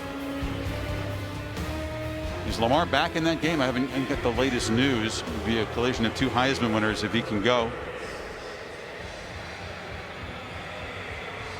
Wow, this is a first half that will live in infamy in Miami history, because they came in as 3-point favorites in this game on a high.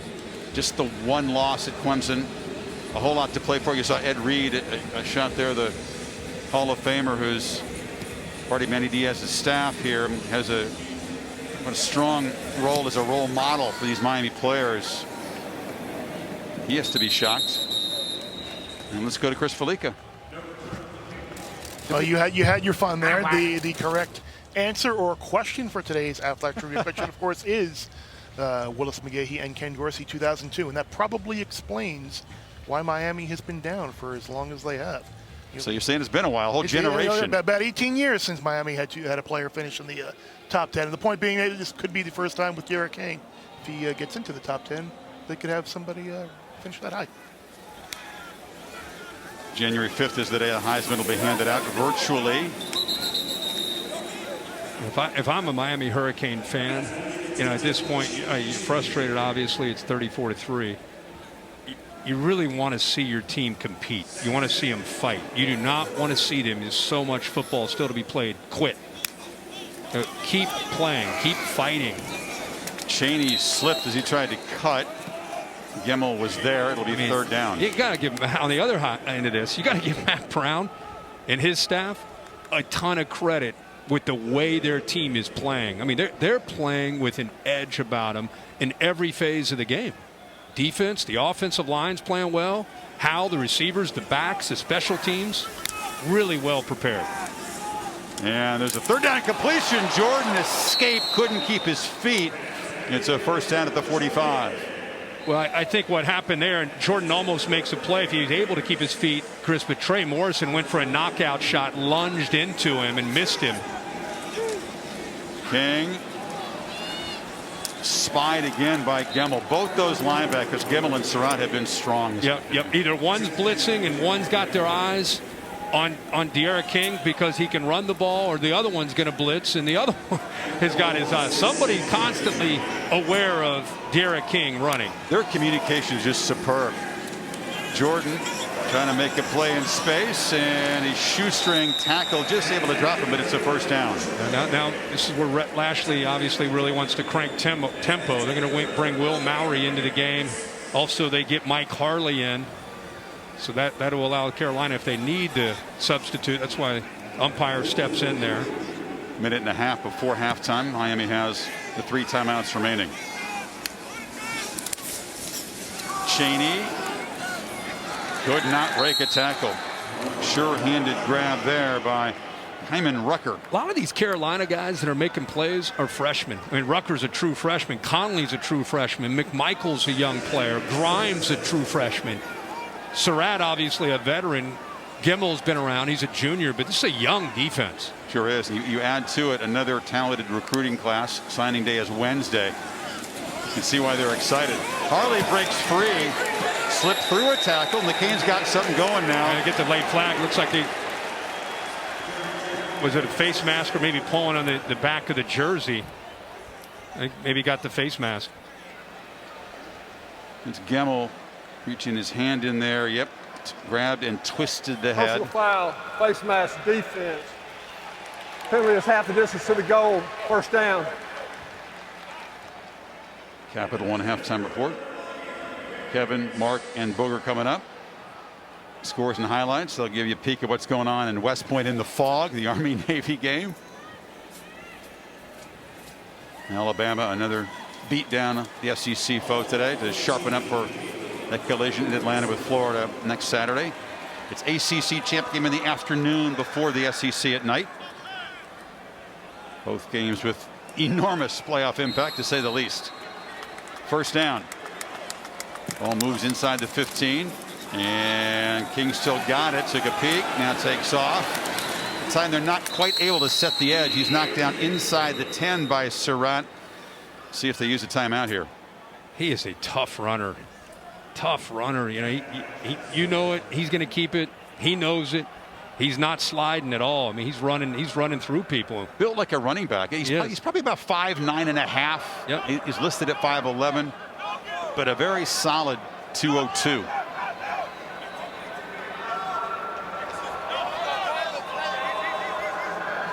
Carolina player losing the helmet led to the stoppage of the clock.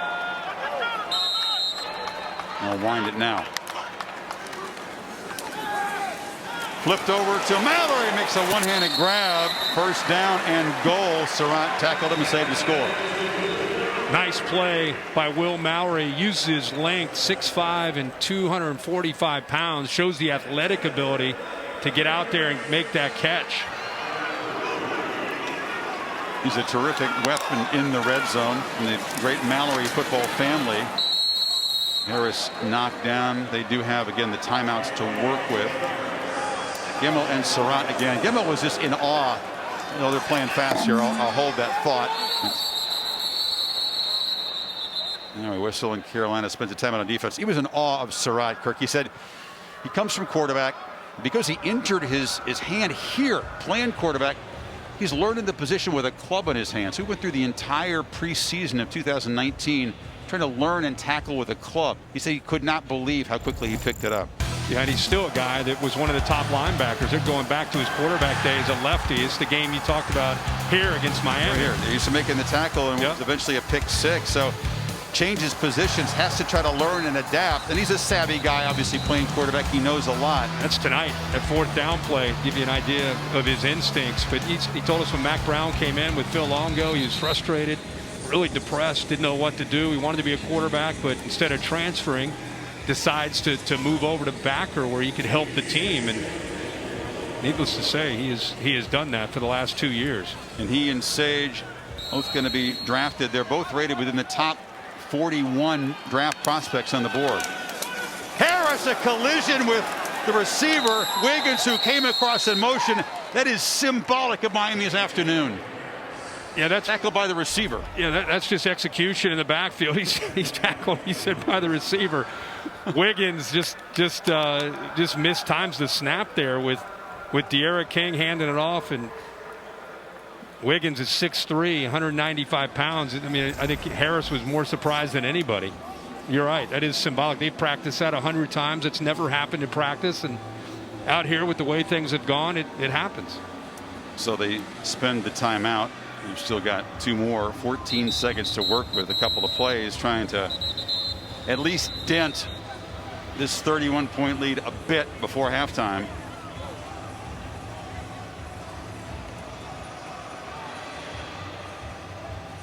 Be quite an interesting situation in the locker room. Do you stay calm if you're Diaz and his assistants? Do you try to light up this team and appeal to their pride?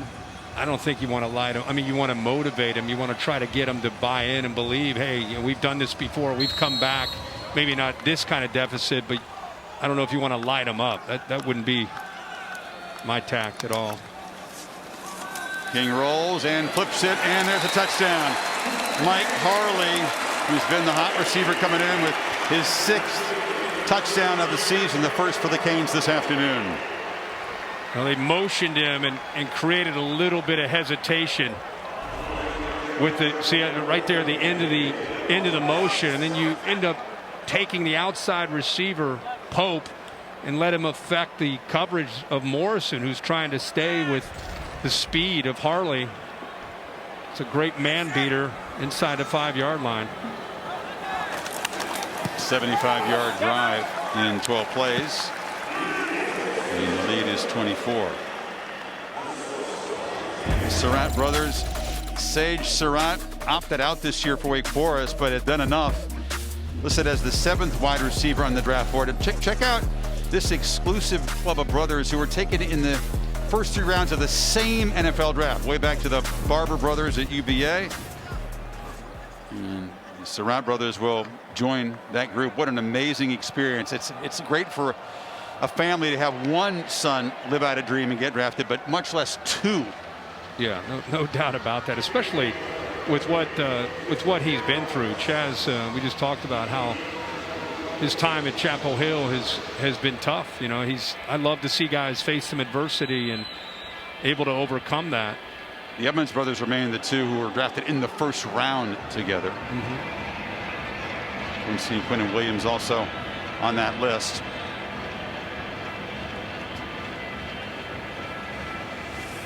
And Surratt could have perhaps had a chance to come out last year, but as you said, wanted to come back, get one more year, show the folks how good he could be. And you make a strong business decision sometimes by coming back. We talked about Travis Etienne a couple of weeks ago. You can elevate your status, go up a round or 2. It's a tremendous difference in salary. The way the NFL salaries are slotted in by the round. Well, Surratt, we've talked about his career, but he's had a big night. The 4th down and 1, pulls the trigger early, gets into the backfield, keeps Miami short of the 1st down. We've seen a lot of this, just spying on 3rd down. The athletic De'Ara King in space is difficult sometimes to manage, but that's been what he's been focused on this week, that and using his eyes and instincts in coverage, which he's always been able to do. So his versatility, he can get into the backfield as a blitzer, but he can also sit and play in space. That's why the NFL will really like him, is he can do a lot of different things.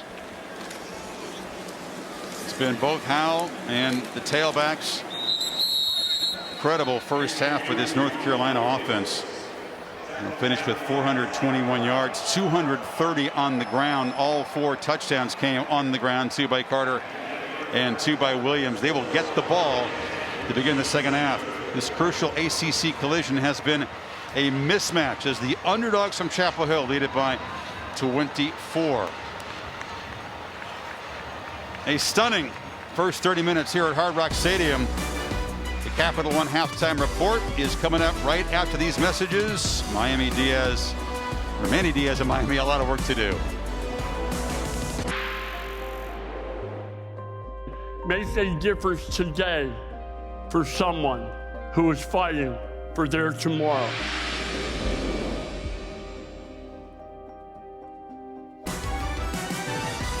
Welcome back to South Florida and ESPN College Football, presented by PlayStation 5. This presentation of the ACC on ESPN. North Carolina with a 24-point lead at halftime as we begin the 3rd quarter. Tar Heels will have the football. That electric offense as advertised, throwing and running, dominating Miami from the get-go here, Kirk. Yeah, it's really what you find out, what you're made out of if you're a Miami fan. And with North Carolina, it sounds crazy, up 34-10, but this is where Mac Brown went in there and probably gave that one of those speeches. It's 0-0, guys. Second half, we are not letting up. We're not letting them come back. They've had a history this year of fighting back. We're not going to give them a chance. Both teams have had spirited 4th quarter rallies. You're wondering, how does Carolina not look like this more often? How are they a 3-loss team? Had 2 losses by 3 points. Got way behind Florida State and lost to a team that Miami beat 52-10. Lost a close game to Virginia and hung right with Notre Dame. One score game until the final few minutes. But I think what they were able to do tonight, you see our Pacific Life game summary, they got off to a great start. You know, they were able to get their running game going. And when North Carolina gets their running game going, it just opens up every aspect of their big play potential, not just running the ball, but with Sam Howell in the passing game. And then the other side, it's been a physical defense, a defense that's played smart, really well prepared. They've mixed up their looks, made De'Ara King look flustered, which we've not seen much of this year other than the Clemson game. Williams and Carter each with 2 touchdowns in the first half. This is Carter taking off. They pick up right where they left off. Again, they can't contain him. He gets the edge and scoots out near midfield. Each guy over 1,000 yards for the season tonight. Well, when you have a defense that's going to flow and over pursue, you can get a back that can cut back and feel that. See how those linebackers at the second level, they're running as fast as they can to try to get to a spot, and Carter does a good job of sensing that.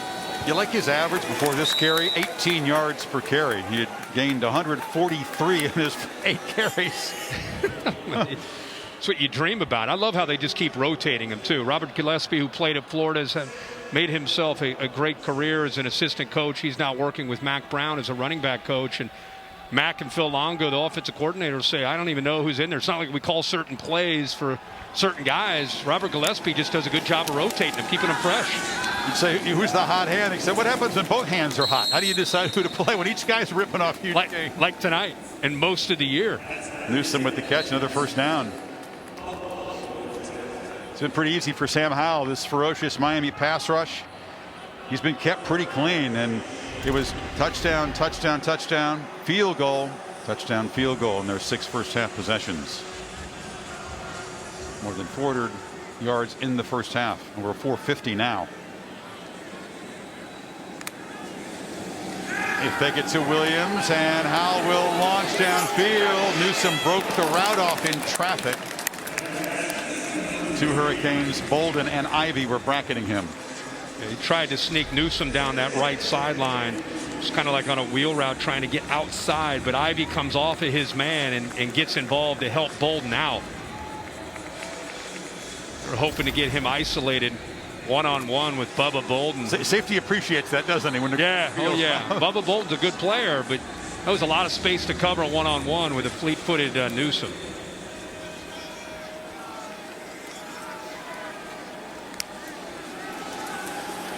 Second down, and pass thrown underneath to Antoine Green, Jr. from here in the state of Florida. Just his second catch this season. They're going fast here. Green will have a chance next year. And Newsom and you would think De'Ami Brown both move on. Brown a junior. Reason they went as fast as they did was to prevent Miami from getting any kind of another defensive back. Keep them with 3 linebackers. Can't get more speed on the field. Then they look over and end up adjusting and get the play call. Need 5 on third down. And that time Williams, well, I was going to say hit behind the line. He bounced off a couple of tackles, but is going to be stopped after a short gain. And it'll be 4th down. Carter eventually got him down. Yeah, Jalen Phillips, I thought he might lose the edge because he gets to the inside of Tucker, the right tackle. Watch him go inside, and I thought, uh-oh. Then he gets back outside, almost makes the tackle, but does enough to slow him down. And then the rest of the defense is able to help out. You cannot lose the edge. It's so hard. They run inside of you, and they can run outside of you, but you cannot lose the edge against Williams and Carter. Up 24, Mac Brown and Phil Longo going for it on 4th and 4. They pump in the fake crowd noise. Howell escapes, tries to run for it, and takes a big hit right near the marker. Bolden delivered the shot, but it looks like it's first down yardage. It was so used to De'Aaron King on 3rd down, making a run, trying to get to the sticks for a first down. But Bolden down, by the way. Yeah, he took a big hit. He went down low. But watch how he has a feel for where he needs to get on 4th down. You can almost see it. You look to his left. He's actually looking at the sticks. He knows he's close. He looks over. Am I there? Then he reaches across. Time out on the field. It is a first down. Well, ESPN and the Foundation's fight against cancer has not stopped even during these challenging times. If you're able, please support cancer research by visiting v.org/donate. Every penny of what you give goes to cancer research. You got to have a lot of things go right, make a lot of plays to come from 24 down. Miami's defense had a chance to make a play on that 4th down, but Howell able to escape, and now the Tar Heels can keep grinding. That was a good play there by Salvera, but I'm with you, Chris. You're down big. You get an offense to 4th down. They decide to go for it. You got a chance to get off the field, and the quarterback makes a play, but They're that close to getting off the field and getting De'Ara King back out. Bolden able to return to the field for this 2nd and 11 play. Do you have a free play? Actually, you won't even need a free play. A penalty on Miami. Whistle before the snap. Offense number 8. It's a flinch. 5-yard Excuse me. penalty. Still 2nd down. Carter was flinching. To offensive line. But just lean forward a little bit. That's just enough. a little. Just a little. I was with you. I thought he had a free play. I think Sam did too. I don't think he noticed the back leaning forward. Saw the flag come out.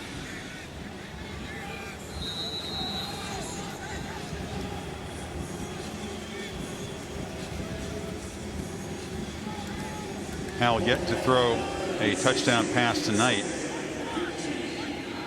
Chasing Darian Durant's record, 68 career touchdown passes at Carolina.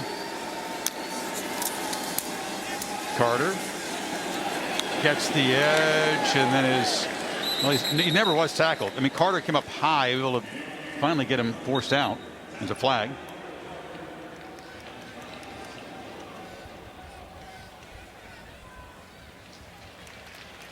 Things beginning to get a little too ragged for Mac Brown's liking, I'm sure, at this point with a lead. Well, they executed so flawlessly. Offense number 72, 10-yard penalty, 2nd down.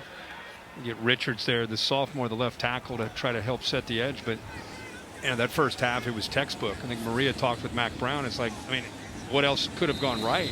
It was that kind of half. So, yeah, to see them going backwards, not seen that at all.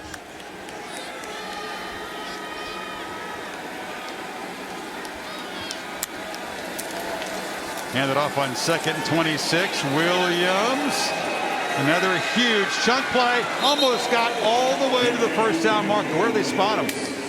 Chris, but the point is, it is a first down. How quick does he get to the edge? Known as a power back. You go inside, good luck. He's going to get to the edge. Look, he's outrunning Frierson, the linebacker. I mean, he's got such quickness. Guy is 220 pounds.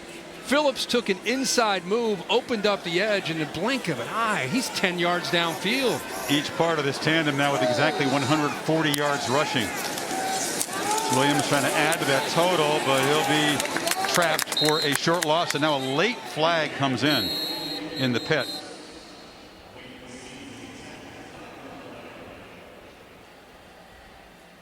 Carolina again. Holding, offense number 68, 10-yard penalty, 1st down. Center Anderson and Mac, you can just tell, he's been around in coaching 32 years as a head coach, 31 as a head coach, 42 overall. He's seen teams, with huge leads, lose their battle back, lose the edge a little bit. That's what he's trying to. I think that's what he was trying to make sure he established at halftime. And now here they are with the ball in the first possession. They're in plus territory, chance to put big points on the board.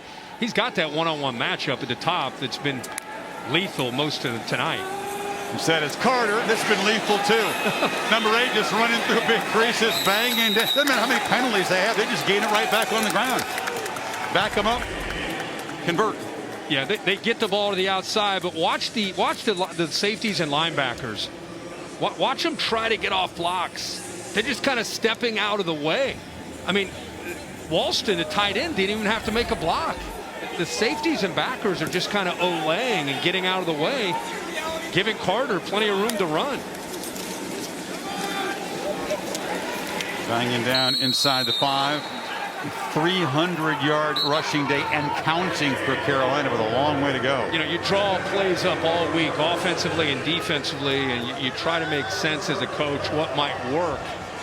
And then you get into the game, and there's one thing you can never take into account is the energy level that your team's going to play with, or lack of energy that your team's going to play with. And we've seen a team in white tonight playing with a ton of energy. And the Canes just have not been able to meet that energy. So forget the plays. It's about effort, and execution, and want. Williams dives to the 2. Again, in a game that was evenly matched coming in, with Miami having a tremendous amount to play for. Oh yeah, I mean they're going to secure a New Year's Six bowl bid and go to the Orange Bowl if they win this game. And how about Carolina? They've had some penalties that get them behind the sticks, and they've been able to overcome that and just keep going forward, keep executing. Carter back in the game, looking for his third score on 2nd and goal. Howell and a keeper, and stretching for the goal line. Touchdown. He did break the plane, they say, with the football. And a 5th rushing touchdown as the quarterback joins the party. Another check here. Yeah, Chris, I think what you said is accurate. I think the stretch out right there to break the plane, the nose of the ball, and they'll take a peek at that to see if the nose actually did get across. His own hand is almost preventing the ball from getting there. On the field was a touchdown. Progressive pylon cam. Let's see, Chris, if he extends. Close.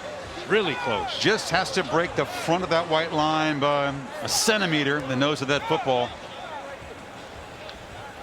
Boy, like I said, his hand is there. I don't know if the ball is. Both his hands got on the tip of the ball, and I think his hands broke the plane, Bill, but I don't know if the ball actually made it. Do you have indisputable video evidence? It's going to be the key to overturn this call. His hand could be blocking the ball. So I don't think you have indisputable evidence, so you got to go with the call on the. Oh, there you go, Billy. Look at that. You see that? The ball is just kind of on the fringe of losing control of the football as he's headed to the ground there. But I think Bill's point's a great one. Did you see enough to take the touchdown off the board? Let's hope it isn't a massive review here. After further review, the ruling on the field stands. Touchdown. So enough, or not enough, I should say, to turn it over.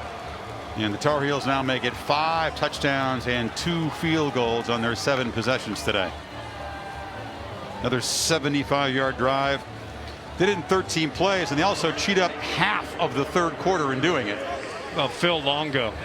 Last time you and I saw him, and a couple weeks ago, day after Thanksgiving against Notre Dame, things didn't go that well. We showed at one point he and Sam Howell talking after another frustrating series. It's a totally different story tonight. They are in sync, feeling good, and putting points up. You ask him, you remember that, the conversation on the icebox. We sat in the icebox. Then he got really emotional, too. Yeah, he did. Different emotions this afternoon. 40-110. Biggest moments of the day brought to you by Samsung QLED TV. Focus on the tailback tandem for North Carolina, who have both been brilliant. Williams just galloping into the end zone. That tied the single-season touchdown record that great Don McCauley shared. Carter's reached the end zone a couple times.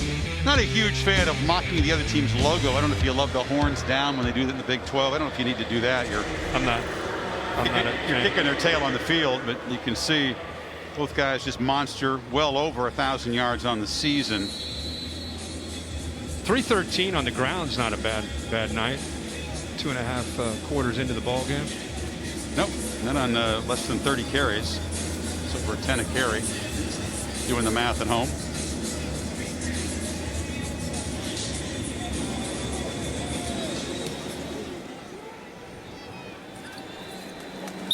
And Maria, what do you have for us down there?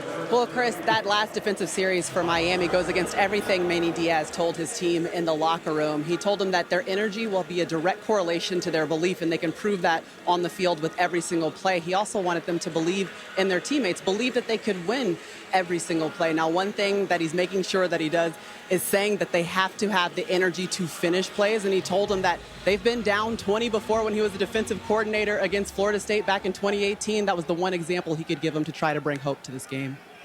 Coach has got to try. Now the deficit's 31. King immediately under pressure, flips it off in the flat. And that's Gemmel, who's had a terrific afternoon, wrestling Harris down for a loss. I think a mark of a well-coached team is in a situation like this, when you're up 41-10 and still another quarter and a half to go, there isn't any let-up at all. I mean, there isn't any let-up at all from this defense. Jay Bateman brought them in, made him feel challenged against De'Ara King and his speed, and they played with that attitude the entire game. It's Jordan down the seam. He escapes, and he's going to score. Revin Jordan, a touchdown of 76 yards. That's one for his highlight reel on an otherwise tough day for the Hurricanes. Well, give Jordan credit here. He gets matched up one-on-one with Don Chapman, who's given him a lot of room to work. A little outside move he bites on. And then De'Ara King, who's showing Sam Howell that he has that same accuracy downfield when he has time to throw, and he's got a receiver that is able to get separation, puts it right on the money for a nice play for the Canes. So the chart from Diaz apparently says, you know, when you're down 25, you go for 2. I'll tell you, Jordan is a tough matchup. A tight end who's in this offense with Will Maury coming on has become more of an H-back in the slot, detached. Tough matchup for safeties. And he's caught 5 touchdowns now on the season. He's that kind of player that is timeout. North Carolina. First charge timeout. coveted on Sundays these days. Those kind of hybrid guys, tight end body, but receiver, route running skills, ball skills. Yeah, because, I mean, you see that, you're right, on Sundays all the time. You put a backer on him because of his size, and he's able to run away from him, and sometimes you put a smaller safety, and it's a mismatch because of the physicality. At that time, he just ran away. Great stem to set that route up by set up Don Chapman to turn away from him. Now, selection show will be a week from tomorrow after the championship games are settled in the conferences at noon Eastern time. The Rose Bowl game of the All-State Sugar Bowl are the semifinals on New Year's Day. And Bill Hancock, executive director of the CFP, kind of restating what he said all year, looking forward to the semifinals and the championship game, which of course is right here in Miami. And there seems to be, some confusion. There's been so much different and unorthodox about this troubled college football season. The fact that we're nearing the finish line is a victory in many respects, but the playoff will go on. Yes, sir. As planned. Yep. And I think the teams that get in it will be wise to create a little mini bubble if they can. Keep those guys safe for the 11 days between the selection and the semifinals.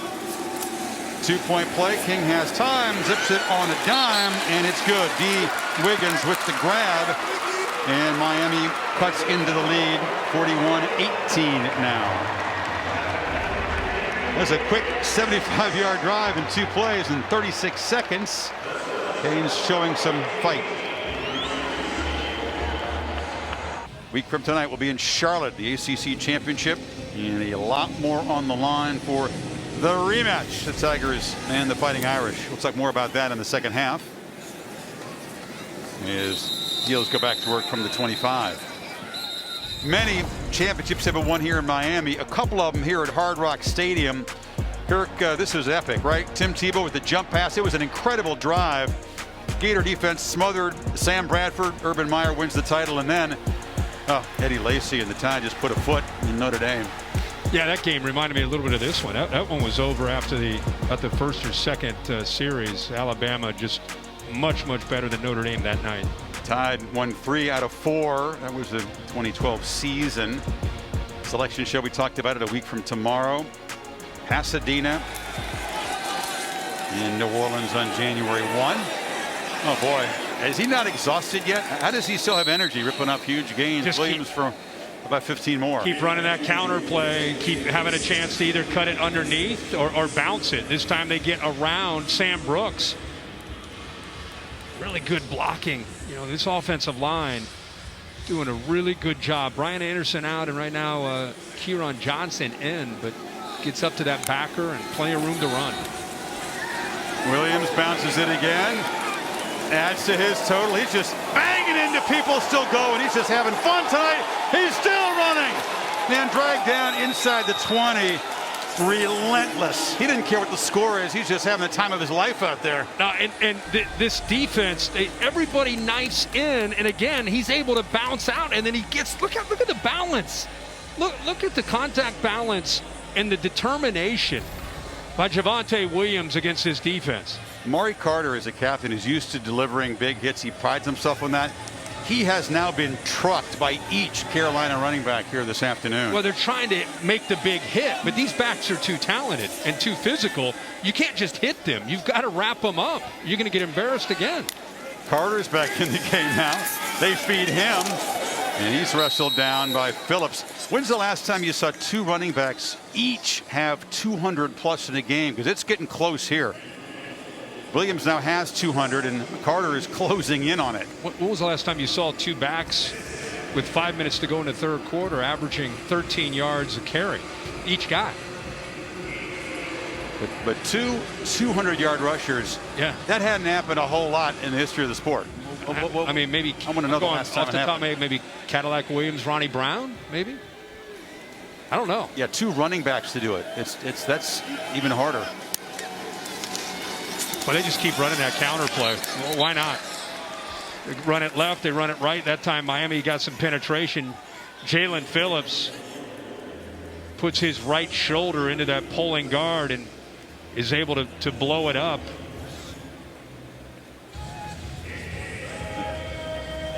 That one negative play and knocked him back to 169, but 31 away from joining Williams' double century mark this afternoon, each with a pair of touchdowns. Williams back in the game now. Will they run it again on 3rd and 15?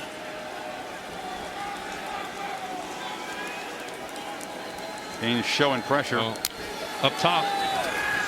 Howell trying to look for the open man, but he short hopped the ball to De'Ami Brown. It's 4th down.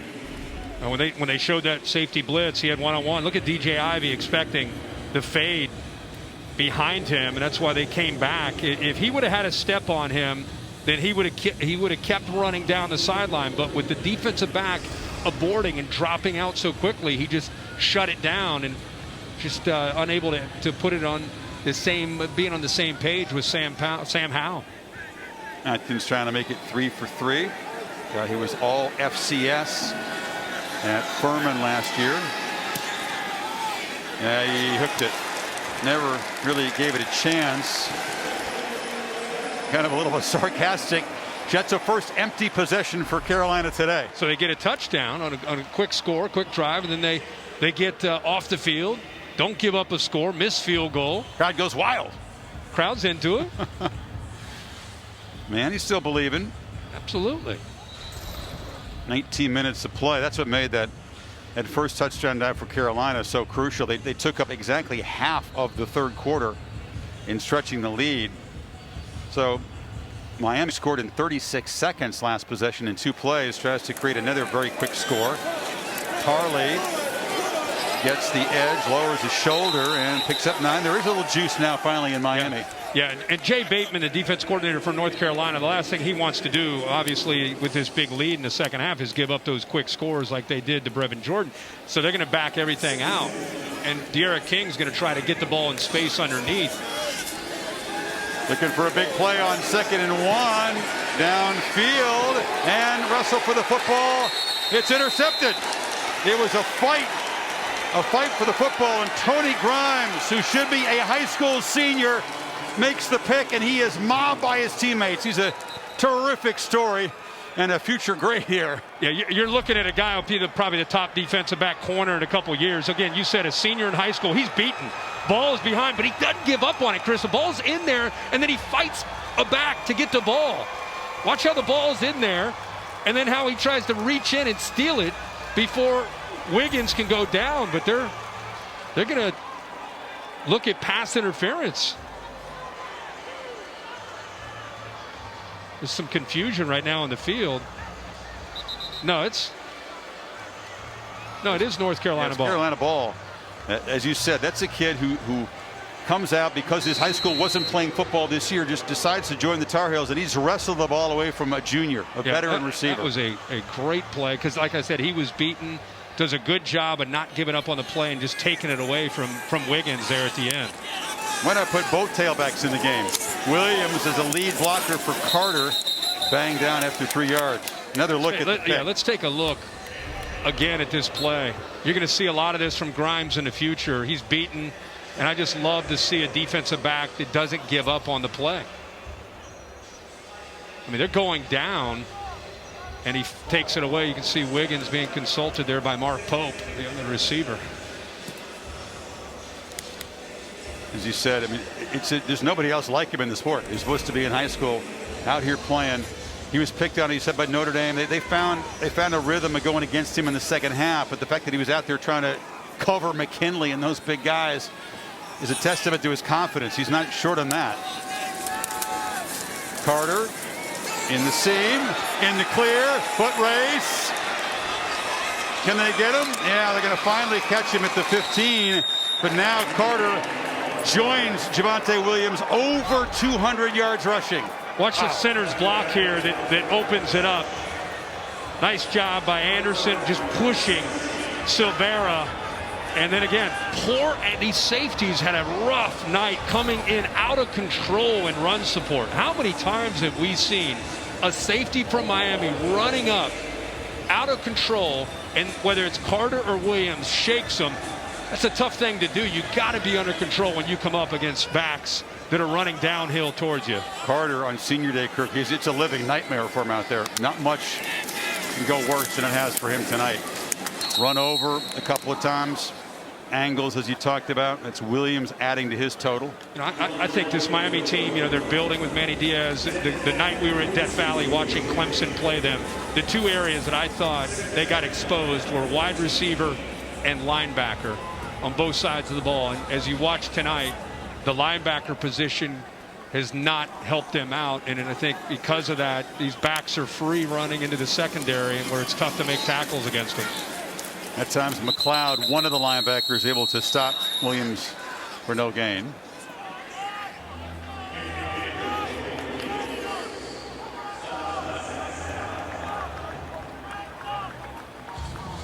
Carolina just coming out, challenging Miami physically right from the first series. The first play, when they gained 12 yards in the very first play, I saw you go, uh-oh. That's a very bad sign for this Miami defense. Yeah, this running game from Carolina and how physical and how explosive it can be. If it makes the backers and safeties have to lock in on that, you get some one-on-one. But it's been really all about the running game. Yeah, in 3rd and 9, they just hand it off, and they're going to make it with Carter banging down 1st and goal. Forget the traditional calls on 3rd down. Just hand the ball off, and they're and time after time they're able to get the edge of this defense. Just followed Richards, the left tackle that time. He is able to squeeze Harvey, the defensive end, to the inside, and there's just no one there. I mean, by the time Bolden is there to try to help out and make a tackle as a safety, he's 8 to 9 yards downfield. Just nobody there from the backers. 1st and goal.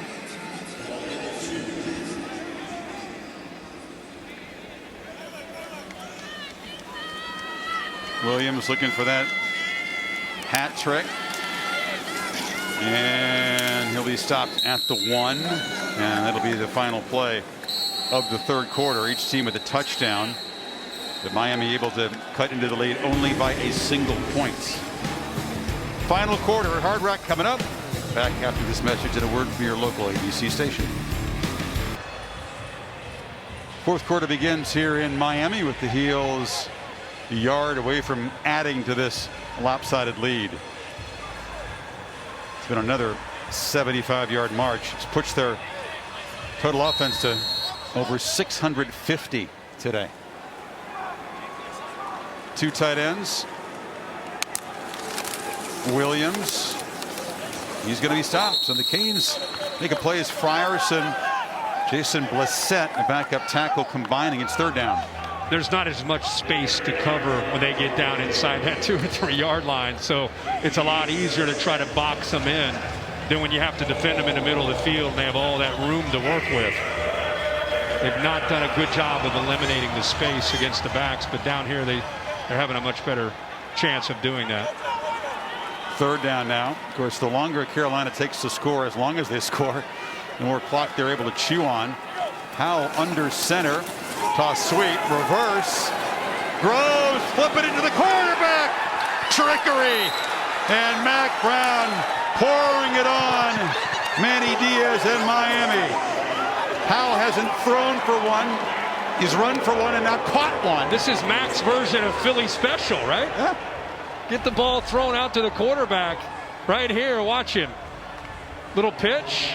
Nobody sees that he's sneaking out. And how about the throw? Lefty against his body. Under pressure. Under pressure, out in front, and the athlete, the quarterback. But that is a big-time throw by Groves. He kind of bobbled it almost. He did. You're right. He did. He held on to it, showed that athletic ability. But I love that throw from the lefty. Todd Groves, the receiver, with Phillips kind of moving in on him, makes a pretty throw. Leads back to 30. A little over 4 weeks from now, right here, the CFP National Championship Trophy, presented by Dr. Pepper, will be awarded after the semifinals in Pasadena and Atlanta. Or, excuse me, that's in New Orleans. Alabama beat the favorite for you. They crushed Arkansas. Defense beginning to play better and better. Offense has been unstoppable. Yeah, I mean, we keep saying the defense is obviously playing better, but next week, boy, they're going to get a nice test against the Gators and that offense, Kyle Trask and company. Harley. And he's going to be ushered out by the kicker. Crunch time brought to you by She's It. Well, it's been the backs. It's been the story of the game.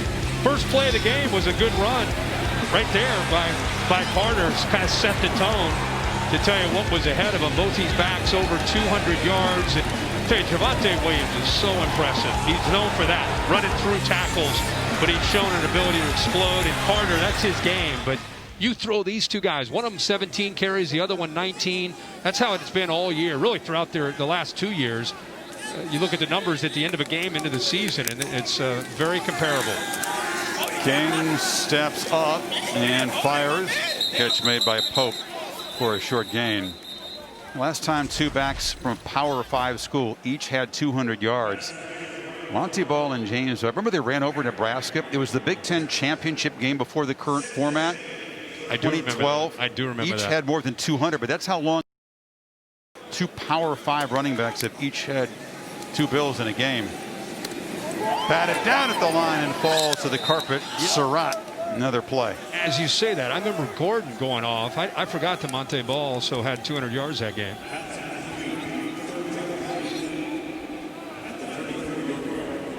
Let's see. Let's watch the linebackers here. I said White. I'm sorry. Melvin Gordon. You're right. In real time. One's up here. One's right here. See, blitz. Other one drops. That time Miami's able to execute. Now Jordan escapes again after making a catch and darts down to the 40. That was kind of strange. Watch North Carolina's safety in the middle, Morrison. He's got a chance to make a tie. He's a great player. He just kind of is like, you got him. Nope, I got him. No, nobody has him. Harris bursts up the middle. That's by far the biggest running play for a back by Miami today. First down to the 25. Kings run for 53, Kirk, but now all the Miami other runners, a total of 23. And that's by far the biggest play they've had. No factor today.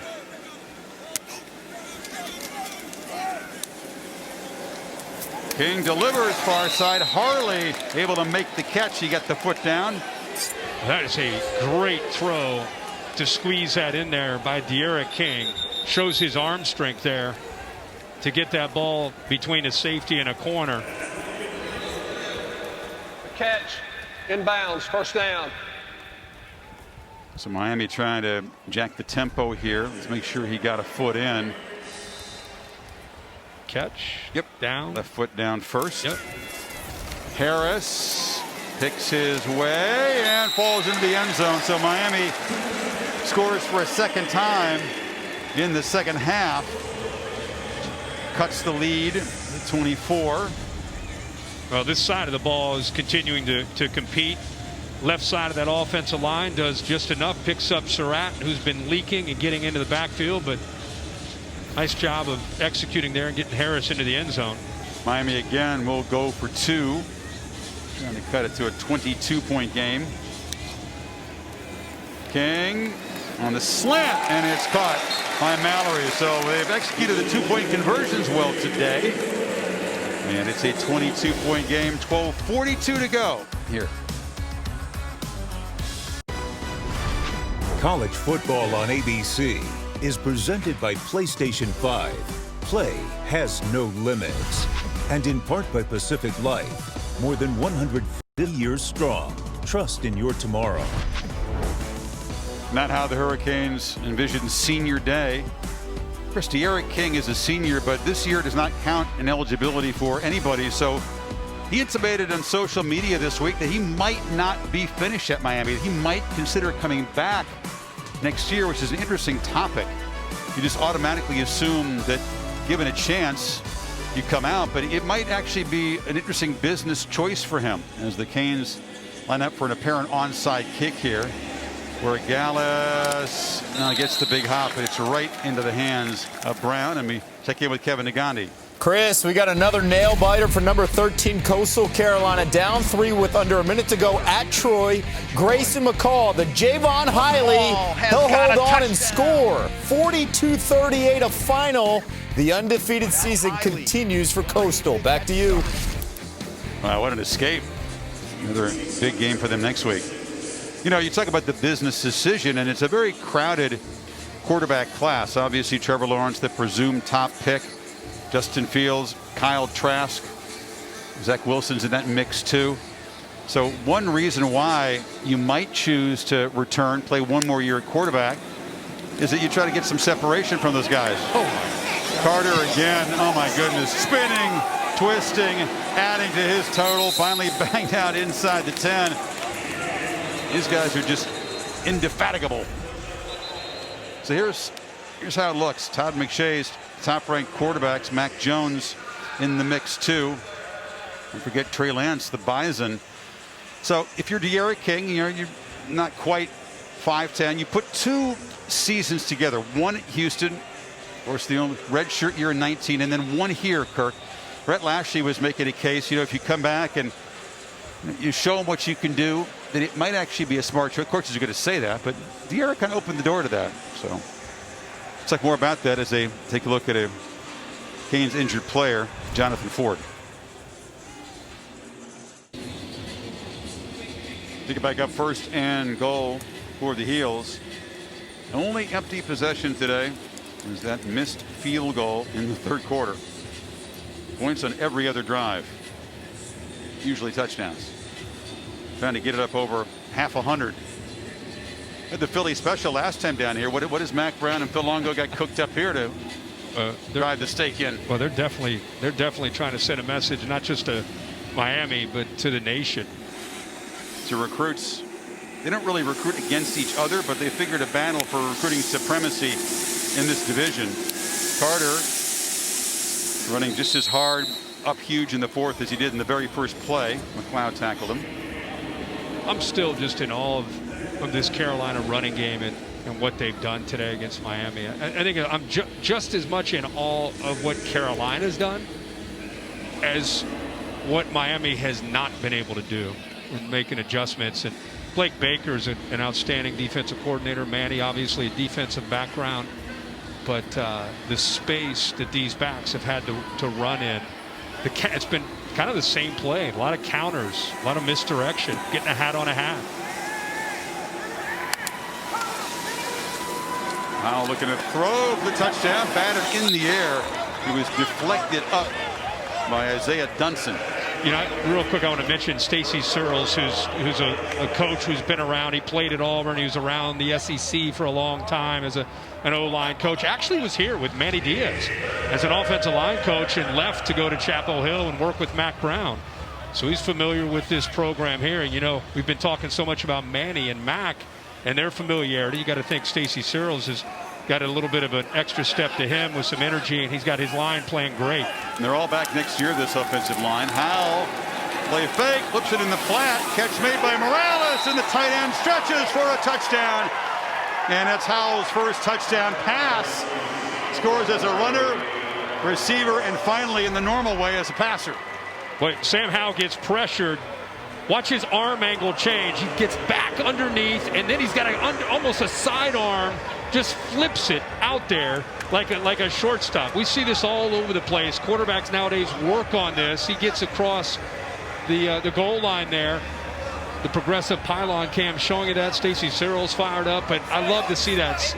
That's drill work that these quarterbacks, Sam Howell and others, do, who have to throw where you get out of the pocket and you got to make a throw where your arm angle comes down, and he just sidearmed that out there and flipped it to the tight end. You get to watch Patrick Mahomes have fun with that on Sundays, right? He's made that famous, that touchdowns from all arm angles and all varieties as the Heels continue to pour it on. 55-26. Pacific Life game summary. Look at the quarterback comparison. De'Ara King's been harassed, rattled early, forced to play from behind, lacking his usual clarity and decision making. And then you got the efficiency of Sam Howell with a huge running game to lean on. Yeah, and really, 18 attempts. They've been running the football, but you can see that he's put this offense in a spot where they've still had a big night without having to rely on him in the passing game. Also joins the club of guys who have caught a touchdown pass, run for a touchdown, and thrown for a touchdown. And that touchdown catch by Morales, the first of his career, was the 18th career touchdown pass for Sam Howell, who's the king of the fourth quarter. It's a nice looking animation to express the fact that he's never thrown a pick in his 2 seasons now in the fourth quarter, and make it 18 touchdowns. Tristan Gebbia of Oregon State is the other player to throw for one, run for one, and catch one this year.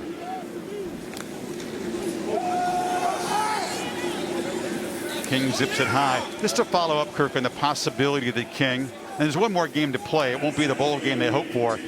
Possibly deciding to come back for one more season. Well, I actually had a conversation with him this week about that one-on-one, and he's just kind of picking my brain and about players that we've watched over the years, and I'm not trying to steer him one way or the other, but I can tell you that he's thinking about it. I mean, it's something that it's not a foregone conclusion that he'll leave Miami and enter the NFL. Pass batted down. It shows there an example of the fact that he's not a very tall guy. You're not going to gain any height in the offseason. He believes in his chances, though, of playing quarterback on Sunday as opposed to being shifted to a different position. Yeah, of course he does. And I think with the way the NFL game continues to evolve and change, in the old days it was the college game that was trying to figure out how the NFL was doing it. Now you see a lot of times the NFL offensively is changing and becoming more and more like what you see on Saturdays. King flips it to the sidelines. Jordan works his way back. It's incomplete. How do you compare him to a guy like Kyler Murray, of course, an electric, speedy runner? Throws it very well too. I was going to say number one pick. Yeah, Kyler Murray's arm talent, I think, is maybe grossly underrated. When he was coming out, because he was so electric in space. I know his hero, the guy that he watches and admires a lot, is Russell Wilson. But I'm not trying to figure out how a guy at 5'9.5", 5'10" is going to transfer up into the NFL. Who knows? That's something he'll have to think about. I just think the guy has talent. I think he's got heart. I think he's got the intangibles that make him special. But it'd be interesting to see how he comes to a decision on what to do. Miami opens next year with Alabama in Atlanta as well. Something to think about. I'm not sure if that's an enticement to come back or make another decision. The rankings brought to you by AT&T 5G. It was 3 apiece in Fayetteville, and the Tide scored 7 touchdowns. The only team in the top 5 to play today. Notre Dame and Clemson. We asked Mac Brown, what do you think? His team hung with the Irish, and I didn't get the feeling Mac would be surprised if the Irish made it 2 in a row over Clemson. It's a great talking point. We're going to be privileged to bring that one to you next Saturday night from Charlotte. Hard to beat a great team twice in a season. And, of course, Clemson getting back key defensive players, we think. I guess Skalski's availability, have to wait and see. Double overtime game. Williams busting free. He had a big night. Last couple touchdowns. ETN just fumbles the ball. And Lucian Koromoa with a scoop and score. And there it is. The winner. Trevor Lawrence comes back, of course, along with those 3 key defenders. The Irish able to run for 208 in that game. Look at Uiagalelei, 439 yards. So, Trevor Lawrence's leadership and his presence come back. But, Uiagalelei had a pretty good night, digging themselves back into that football game and getting it into overtime. In fact, Notre Dame needed that last drive in regulation to get it into overtime. Williams yet again breaking tackles. He's broken tackles and broken the will of this defense, but he still looks pretty fresh. That counterplay might be coming again. I mean, that's pretty much all they've run all night. How cool. You got the all-time victory leaders at quarterback for each school. Book with 30 of them. Lawrence with 33. Book was brilliant and clutch in that final drive. Regulation, the scramble. I think Ian Book big pass down the seam. Yeah. Talking to him this week, there's so much talk about, well, Clemson didn't have Trevor Lawrence. They didn't have Tyler Davis. They didn't have James Skalski, the leader in the middle. They didn't have Mike Jones. They had a couple other starters get hurt in game. Now they're going to be fully healthy, and it's very true. But I know it's catching the attention of the Notre Dame team as they want to try to prove that, hey, we won the game and we're ready to take them, in round 2. Clemson will arrive with perhaps a little more pressure. It's must win for them to keep alive their streak, going for a 6th consecutive ACC championship and playoff appearance. Notre Dame will be hearing from some people, maybe some people on the game day set in Charlotte next Saturday morning, that they don't need to win to get to the playoff, and that's always a dangerous setup going in. Just subconsciously, obviously they're going to bring the effort. They want to win the championship. They want to be perfect. You don't know. It's a interesting dynamic. I think one of the great strengths of this Notre Dame team is they've used the disrespect and the eye roll about Notre Dame and people feeling they're overrated as a motivator, and they're not really taking a lot of pats on the back. They're a very, very focused group. Now at the end of the day, Clemson might be better. We'll see in Charlotte next week. I mean, Clemson has a very talented team every year with Dabo Swinney, but I'm just looking forward to those two teams colliding and the winner advancing into the playoff, and we'll see what happens to the loser. Now, the Canes thought they had a good defense coming into this game. What does it say about Notre Dame's defense? That after those first 2 drives by the Tar Heels in Chapel Hill, only allowed 3 points, and they sacked 6 times against Howell. I don't think, I've been doing this 25 years. I don't know if I've ever done a game with 518 yards rushing. You have now. Yeah. And adding to the total, I mean Carter's trying to get to 300 yards. I think we all that day when we watched Notre Dame come up with a plan, Clark Lee decided that instead of sitting back, he decided to try to take away those quick slants, bringing Kyle Hamilton down and blitzing the backers. And there was North Carolina lost the line of scrimmage against Notre Dame. That was the obvious thing in the second half. And it's been a complete 180, complete opposite tonight. The offensive line deserves a lot of credit because they're sustaining blocks, putting everybody up front in a position to win, and giving these backs so much room to work with. Carter, short gain. We're going to take the chance to thank 2 guys who've done a tremendous job this year, really on behalf of all of our crew, representing a group of folks who've worked under very trying circumstances this season, as a lot of folks have. The sports information directors. You've got 2 terrific ones from these schools.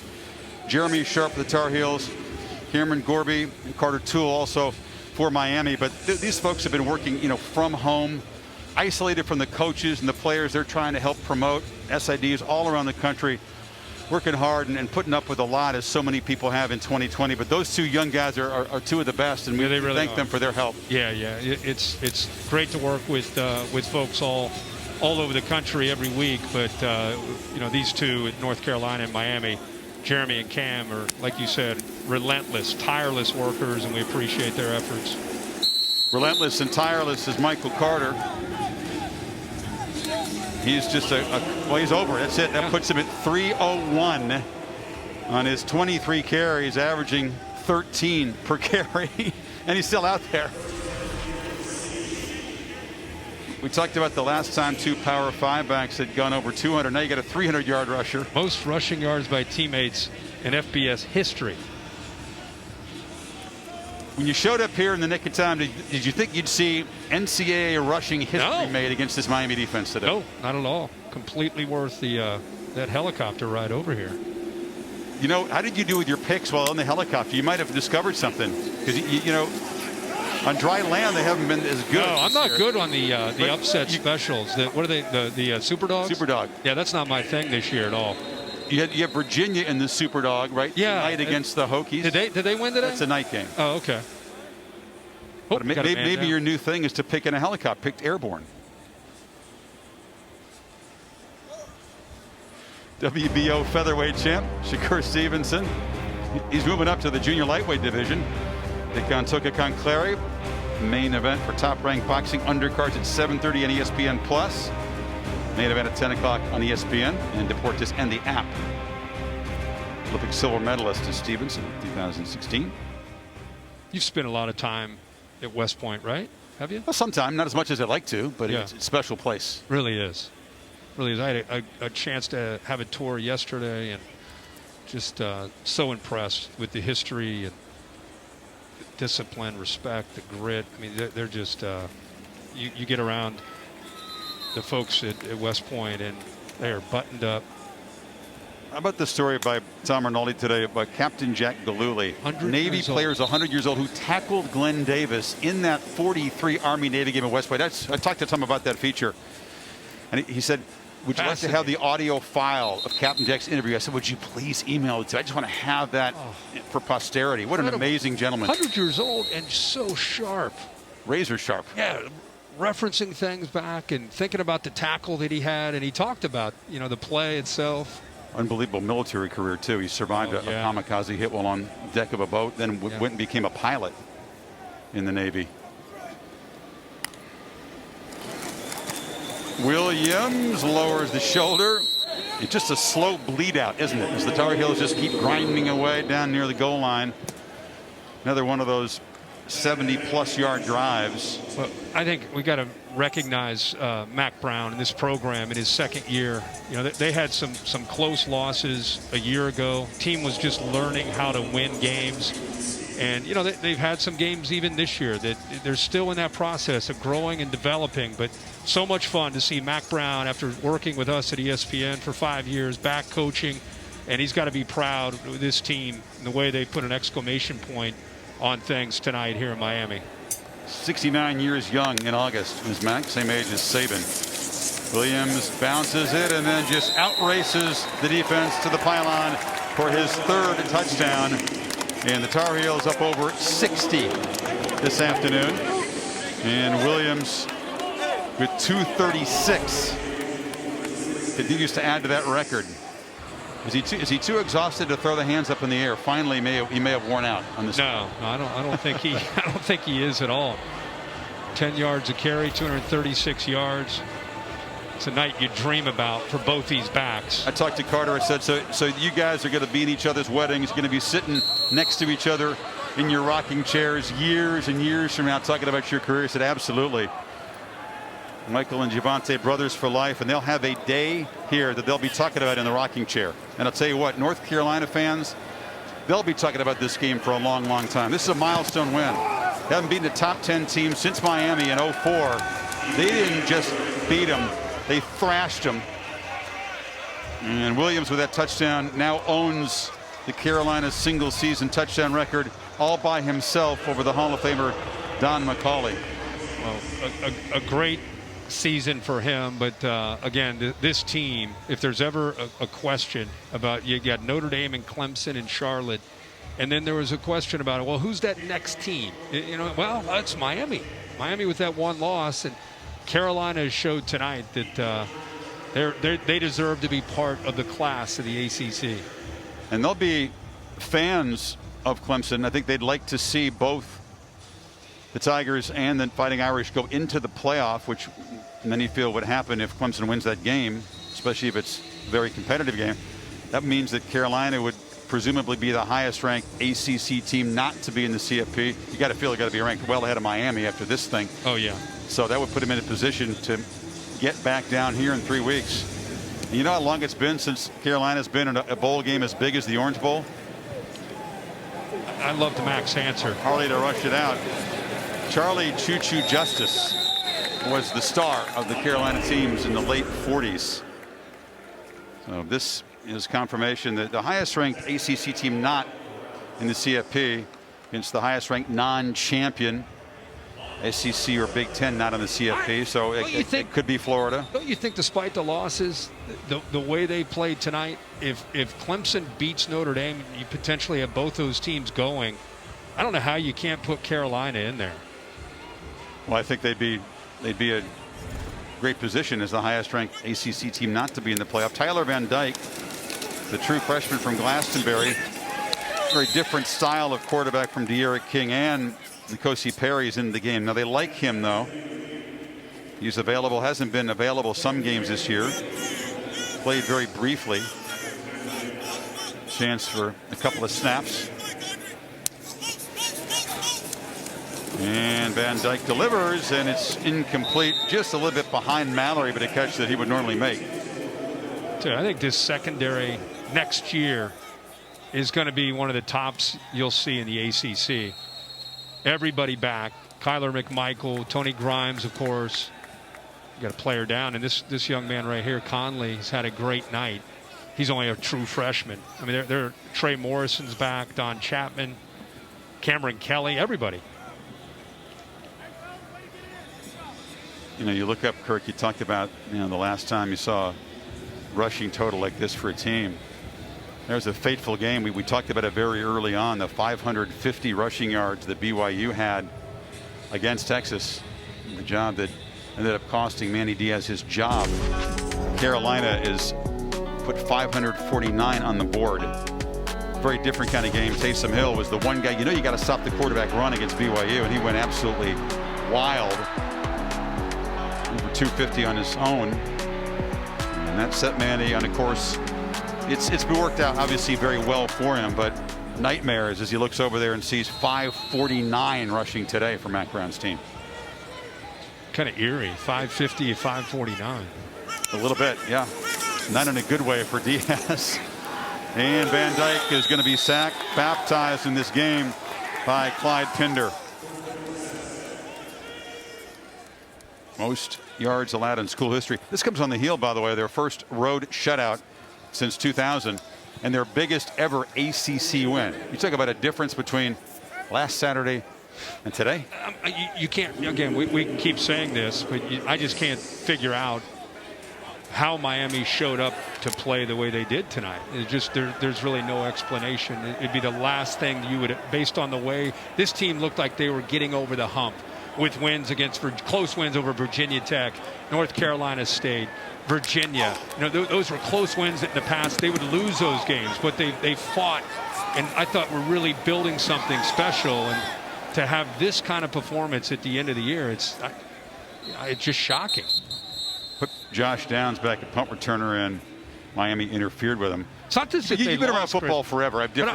I'm just going to say, it's not that they lost 60, or they're down 62-26. Team number 7. It's just the penalty is 15 yards from the spot of the foul. First down. It's like they didn't get on the bus to come over to the stadium. It's like they're not even here. That's the thing that is shocking, is based on everything you've seen from this team and how they played and how they've come together. It just says it all on the left there. Would you call it a fragile performance because things didn't go well early? Carolina came out firing, but you have to expect that offense to do it. They didn't react, couldn't respond. You're coming into a game against a team that has a lot of talent and firepower. You know they're going to come in and swing. It's like a boxer showing up in the middle of the ring and just standing there. Now it's the Tar Heels' turn to put in the true freshman at quarterback, Jacoby Criswell. Dual threat type athlete, and Josh Henderson finally gets a carry. He goes to other than Carter and Williams. This is what we've seen. You know, the counter play, and then they get to the edge, and then you got space. You got to get off blocks. You know, putting these safeties in tough spots. Again, look at the space, avoiding contact, kind of olaying blocks. There's more space for Carter, Javonte Williams, making it again hard on Carter. Try to make a tackle, poor angles for the safeties, backers getting caught up in traffic. I mean, they've been able to run almost any play that they've wanted to run. Take it, just take it.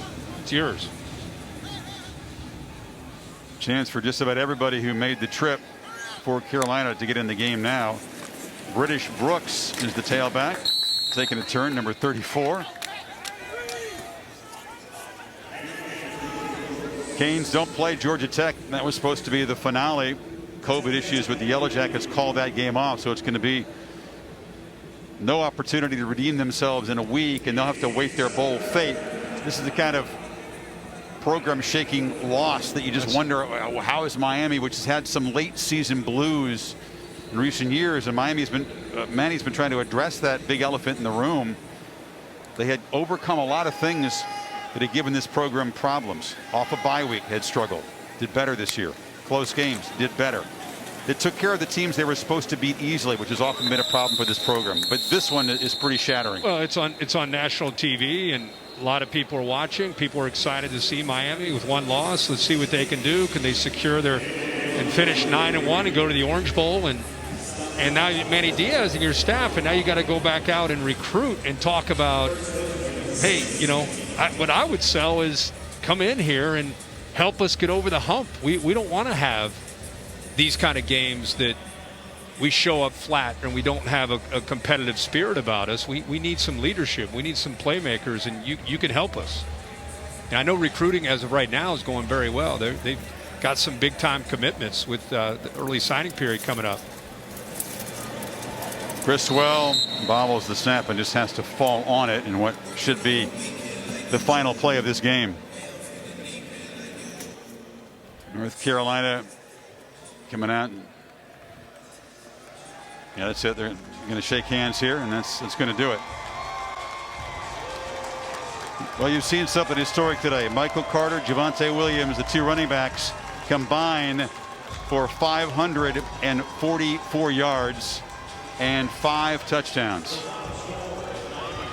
Two teammates never had a combined rushing day like that. It's a milestone, as we mentioned, for Carolina. 16 years since their last top 10 win. It's a big day for North Carolina. Tough day for De'Ara King and the Canes. This is a momentum building win to be celebrated for North Carolina and for Mack Brown, who finishes up his second year going back to Chapel Hill. We will see you folks. Hope you'll join us for Notre Dame and Clemson, the rematch for the ACC championship and playoff bids and all that stuff next Saturday night in Charlotte. Tonight on ABC, the annual Pac-12 battle for the Victory Bell, USC and UCLA from the Rose Bowl, 7:30 Eastern, 4:30 on the West Coast. Game produced by Bill Bonnell, directed by Derek Mobley. We thank Mike Black, Mark Amento, Darren Brown, Bill Lamagne. For Maria and Kirk, I'm Chris Fowler. Send you right now to Kevin Nagandi in the studio.